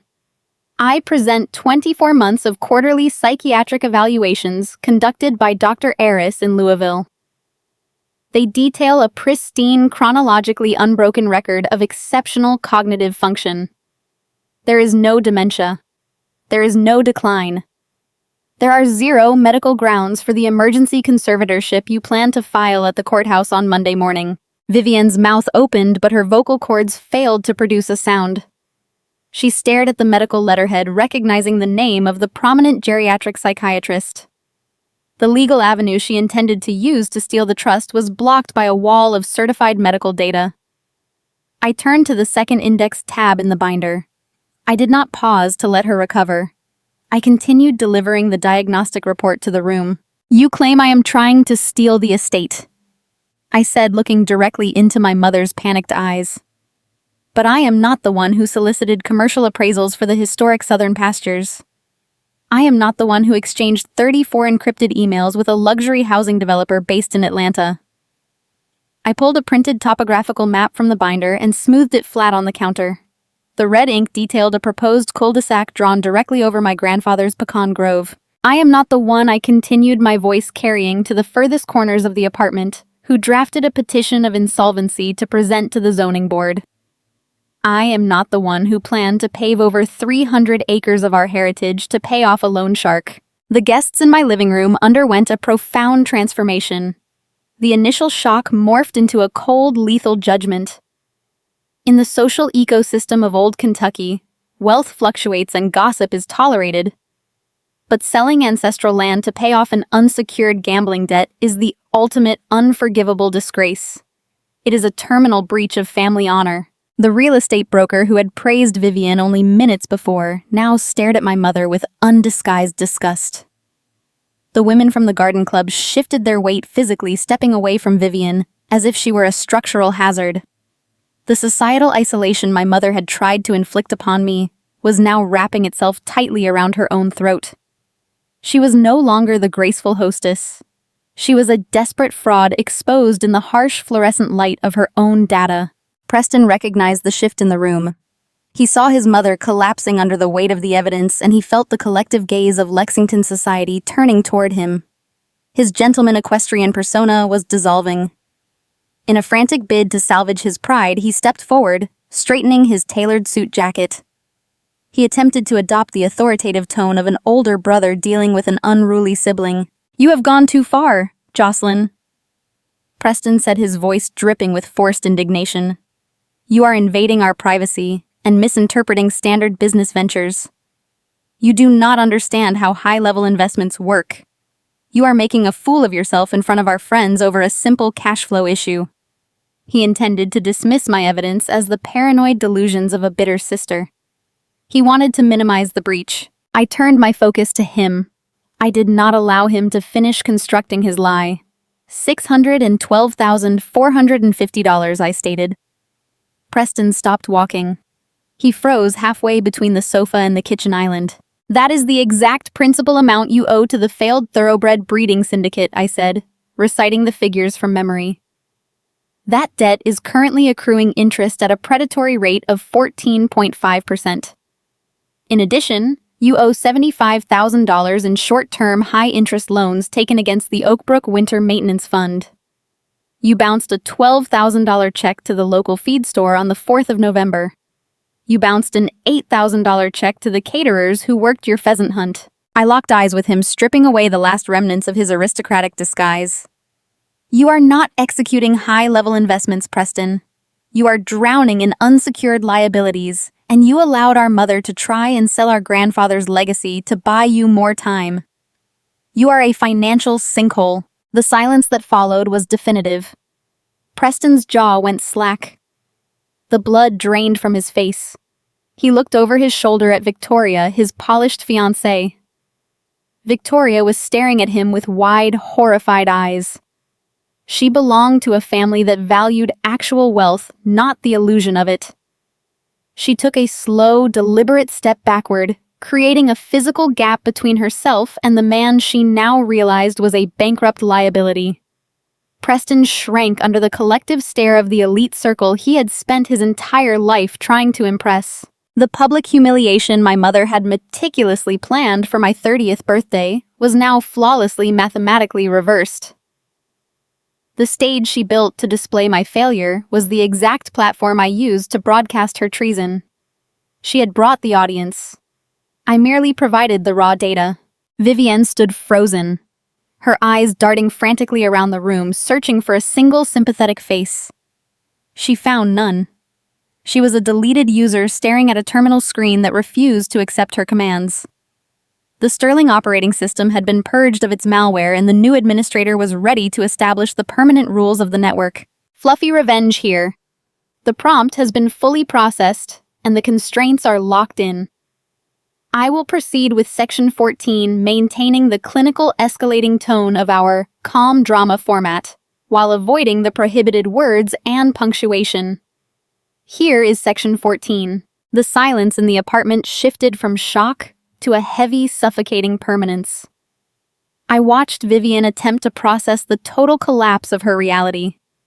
She was a woman who had spent 30 years cultivating an image of impenetrable wealth and absolute authority, and she had just been dismantled in front of the exact audience she relied upon for her identity. Her breathing was shallow and rapid. Her eyes darted wildly around the room, searching the faces of her peers for a single shred of sympathy or validation. She found only averted gazes and cold judgment. The women from the garden club, the local investors, the country club socialites, all of them had instinctively aligned themselves against her. In the rigid hierarchy of Kentucky high society, losing your money is a misfortune, but attempting to destroy your own mother to cover a scandalous debt is an unforgivable vulgarity. Vivienne looked at Preston, hoping her golden child might offer some defense, but my brother was completely immobilized. The revelation of his exact financial liabilities had stripped away his aristocratic veneer, leaving behind a terrified hollow man. Victoria, his prized fiancée, had already moved toward the entryway, silently retrieving her coat from the hall closet. She did not say goodbye to him. Her departure was the final undeniable proof that the Sterling social capital had plummeted to zero. I stepped out from behind the kitchen island. I did not walk with arrogance. I did not wear the victorious smirk of a daughter who had just exacted revenge. I moved with the calm, measured precision of an auditor delivering the final assessment of a bankrupt firm.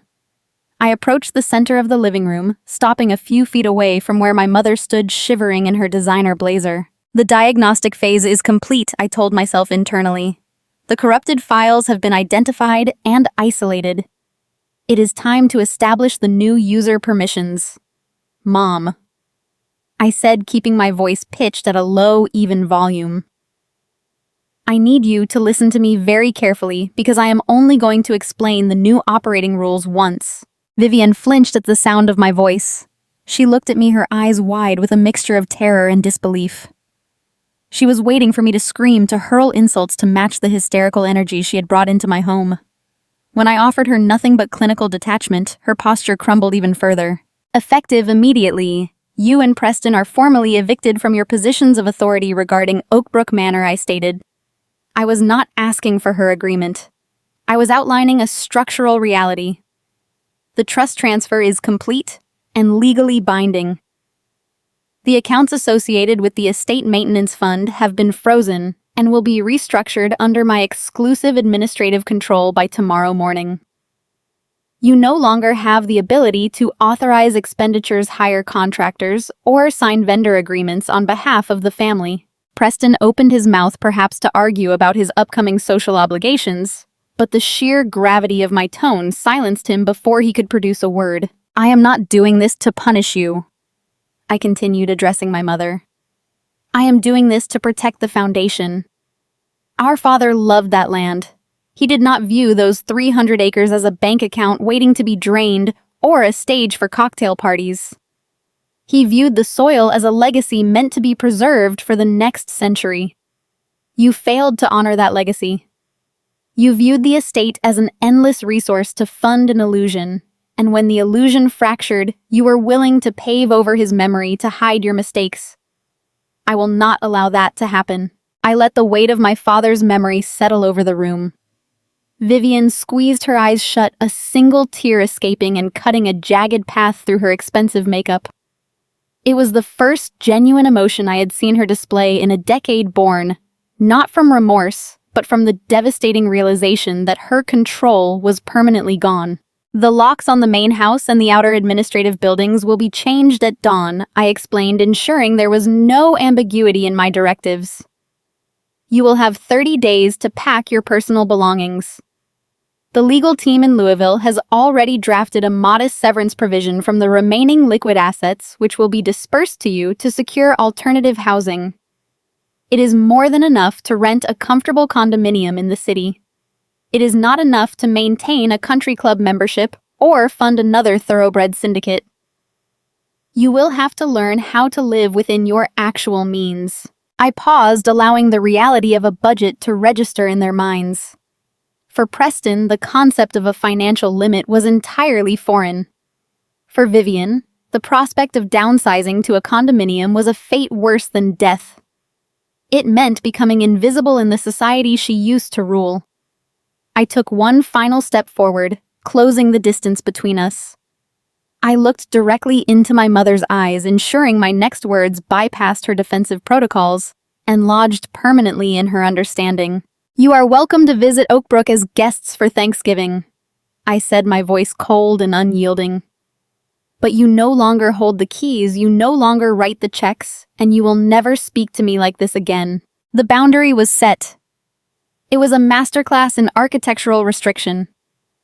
I had not banished them from the family entirely, which would have allowed them to play the role of tragic victims in the eyes of their peers.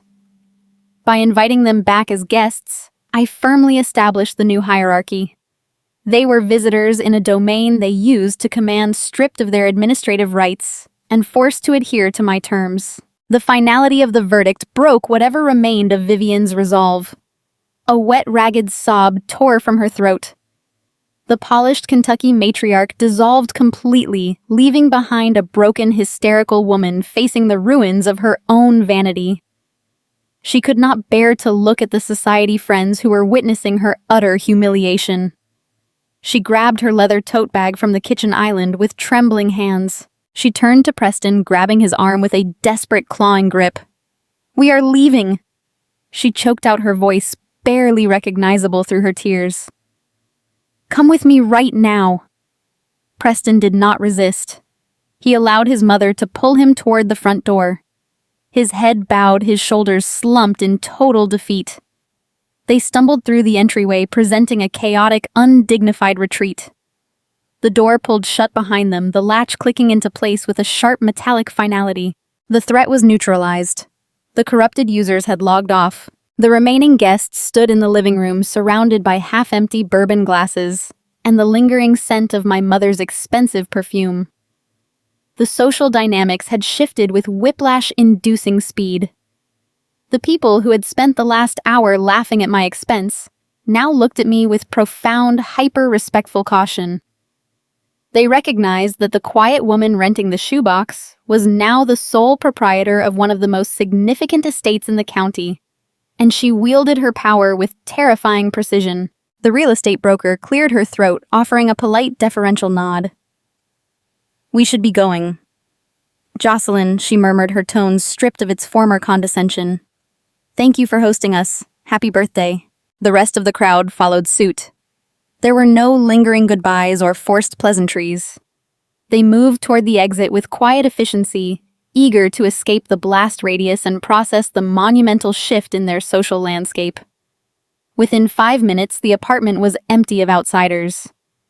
The heavy, suffocating tension evaporated, replaced by a clean, breathable atmosphere. I stood in the center of the living room, listening to the quiet hum of the refrigerator. I turned toward the corner of the room. Grandma Clara was still sitting in her accent chair.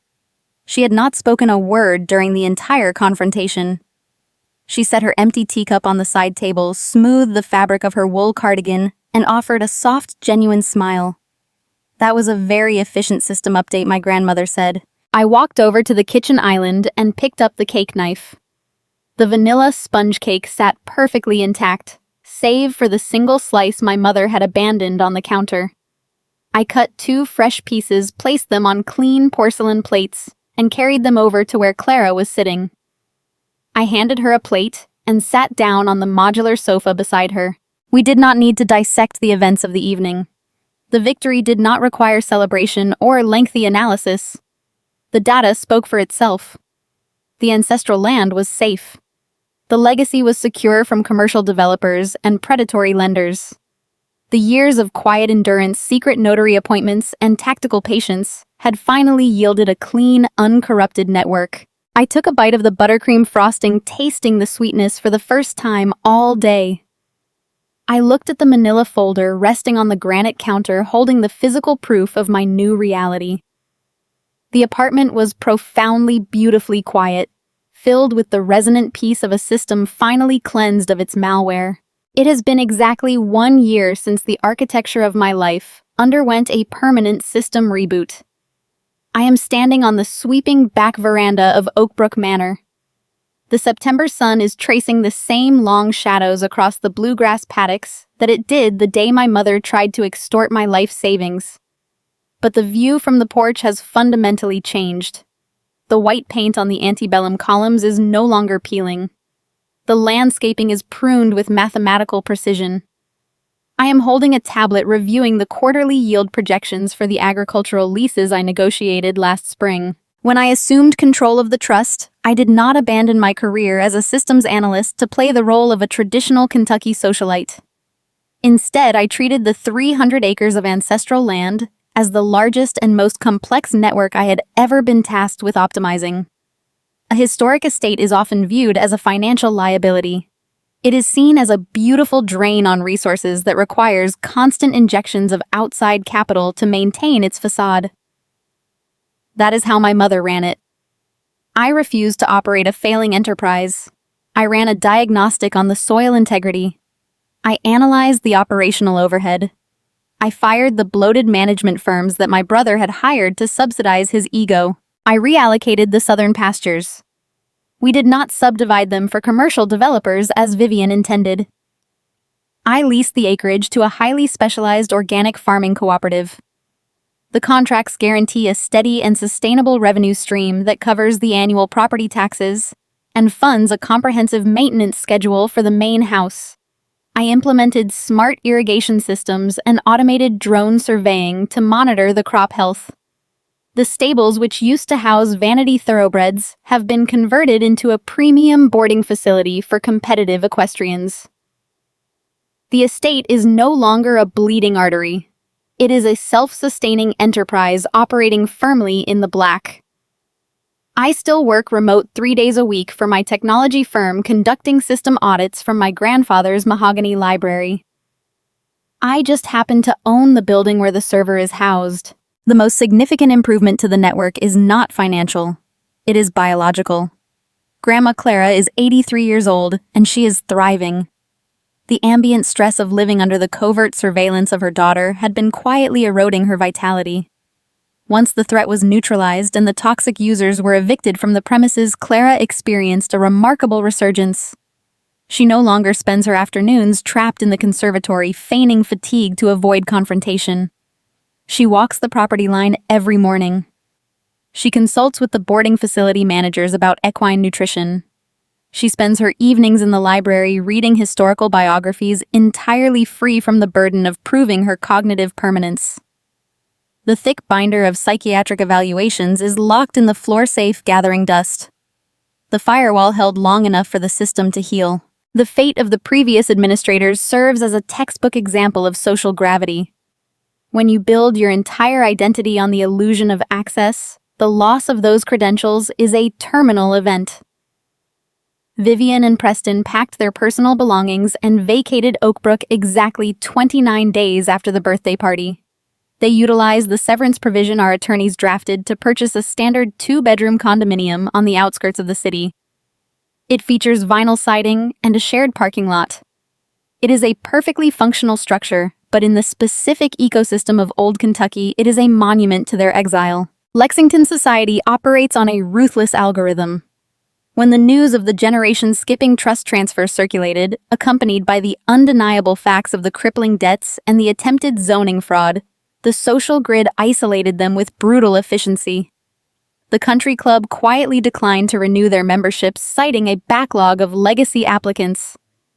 The invitations to the charity galas and the spring regattas ceased arriving in their mailbox.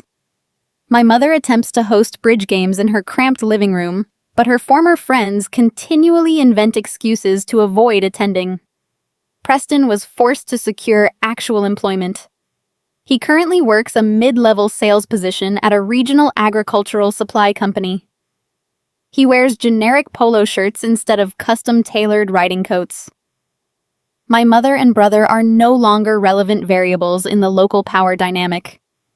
They are ghost data lingering in the background, but possessing no executable function. I have not erased them from my existence entirely. A secure system does not require total isolation. It requires strict access controls. Once a month, I allow Vivian and Preston to return to Oakbrook for a supervised Sunday dinner. They arrive at 4 o'clock, and they depart by 7. The conversation is strictly monitored. We discuss the weather, the traffic, and neutral current events. If my mother attempts to launch a passive-aggressive critique regarding my wardrobe, or if Preston tries to casually mention a new investment opportunity, I simply stand up and clear the plates. The dinner concludes early. They have learned the parameters of their restricted access. The boundary I established is not a moat filled with alligators. It is a sturdy brick wall featuring a very small mail slot. I decide what comes through, and I decide when the slot is closed. It is a quiet evening on the veranda. The boarding facility staff have finished their rounds. The horses are grazing in the lower paddocks. Clara is inside listening to a classical radio station in the drawing room. I tap the screen of my tablet, saving the agricultural yield report, and set the device down on a wicker side table. I look out over the acres of bluegrass, feeling the deep, resonant satisfaction of a network running exactly as it was designed to run. If you are listening to this, and you are the designated troubleshooter for a family that refuses to read the manual, I need you to evaluate your current role. I spent a decade believing that my worth was tied to my utility. I believed that if I absorbed enough damage, patched enough errors, and subsidized enough failures, I would eventually earn a permanent seat at the table. I was operating under a corrupted logic loop. Love that you have to earn by fixing someone else's broken system is not love. It is unpaid labor. You are not a human being to them.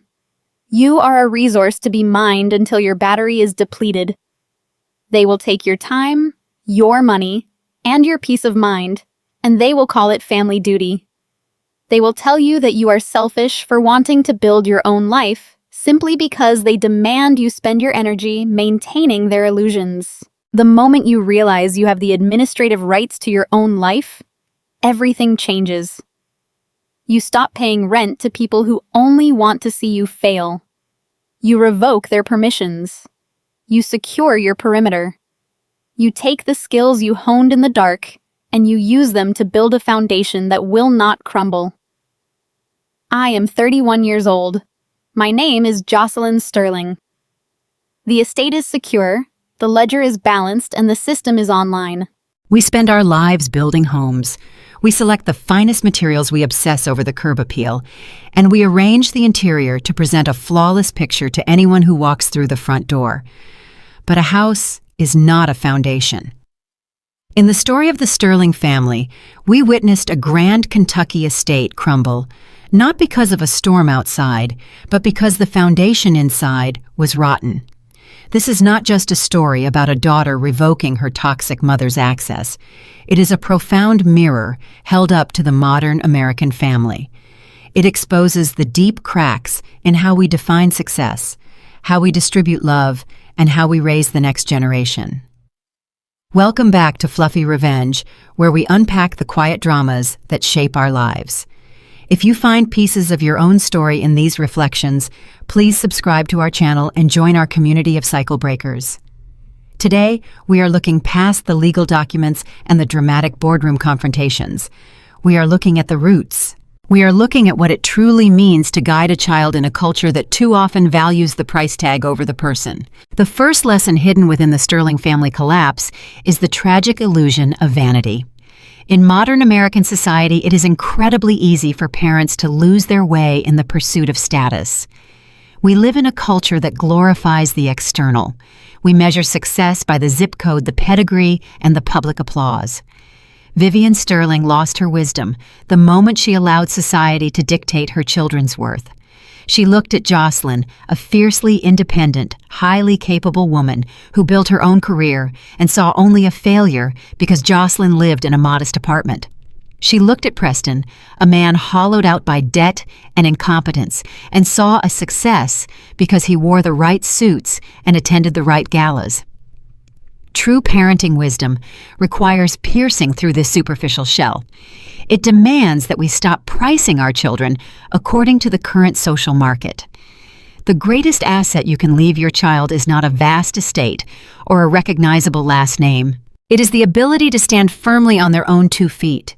When a parent lacks this wisdom, they become blind to the actual human beings living under their roof, seeing only props meant to decorate their own public image. This brings us to the ethical core of a traditional family structure, the delicate balance between unconditional love and transactional exchange. The Sterling household operated on a highly corrupted system of conditional affection. In a healthy family, love is the baseline. It is freely given and fairly distributed. In a toxic dynamic, love is a currency. Vivian only acknowledged Jocelyn when she needed to extract her labor, her technical skills, or her savings to cover for the golden child. Jocelyn was not treated as a daughter. She was treated as a utility expected to pay emotional and financial rent simply for existing. This is a quiet tragedy playing out in thousands of homes today. The responsible, quiet child is slowly bled dry to subsidize the destructive habits of the favored child. Fairness is the bedrock of family ethics. True compassion is not enabling bad behavior. A parent's love should never be a debt the competent child has to repay with the sacrifice of their own peace. When we play favorites, we do not just hurt the neglected child. We destroy the very fabric of trust that a family needs to survive. And what happens to the favored child in these unbalanced systems? We look at Preston and we see the devastating consequences of removing adversity from a developing life. In our desperate desire to protect our children, modern parents often fall into the trap of clearing every obstacle from their path. We act as snowplows, pushing away the struggles, the rejections, and the consequences of their mistakes. We think we are showing love, but we are actually administering a slow-acting poison. Shielding a child from reality strips them of the opportunity to build resilience. Preston was never allowed to fail, and because he never failed on a small scale, he was completely unequipped to handle reality when he failed on a massive scale. Adversity is the forge where willpower is hammered into shape. When you coddle a child, you are stealing their emotional immune system. A responsible parent must allow their child to carry the weight of their own choices. They must learn to navigate the storms rather than expecting someone else to constantly control the weather. Jocelyn survived because she was forced to weather the cold alone. Preston shattered because he had never felt the wind. None of these lessons can be applied until we address the ultimate source of the family dynamic. The deepest tragedy of Vivian Sterling was her absolute refusal to look inward. She spent her entire life projecting her own unhealed ambitions, her insecurities, and her desperate need for control onto her children. She blamed the world, she manipulated the narrative, but she never once examined her own reflection. Authentic guidance for a child does not begin with correcting the child. It begins with the parent correcting themselves. We cannot guide the next generation if we are still lost in our own egos. A parent must learn to turn the lens inward to confront their own pride, their need for control, and their unhealthy attachments to social validation. Only when a parent cultivates inner peace, emotional awareness, and profound honesty can they create a home where children grow naturally. A healthy family is not an emergency room operating in a constant state of triage. It is a quiet garden where each person is allowed to develop according to their own nature, free from the crushing weight of someone else's expectations. As we navigate the complexities of raising children and maintaining family bonds, we have to ask ourselves what kind of legacy we are truly building. Are we constructing a facade of glass and marble, hoping the world never sees the cracks in the foundation? Or are we doing the quiet, unglamorous work of cultivating deep roots? The choices we make at the kitchen table, the way we distribute our praise and our disappointment, these are the seeds we plant in the soil of our children's minds. The harvest may take decades to mature, but it always arrives on schedule. We can spend our lives demanding that our children water the rocks of our own vanity, or we can step back, hand them the tools, and let them tend to their own fields. In the end, the most terrifying and beautiful truth about family is that the system always remembers the code you wrote. You are left to wonder when the final lines are executed whether the doors you built will lock you out or welcome you home.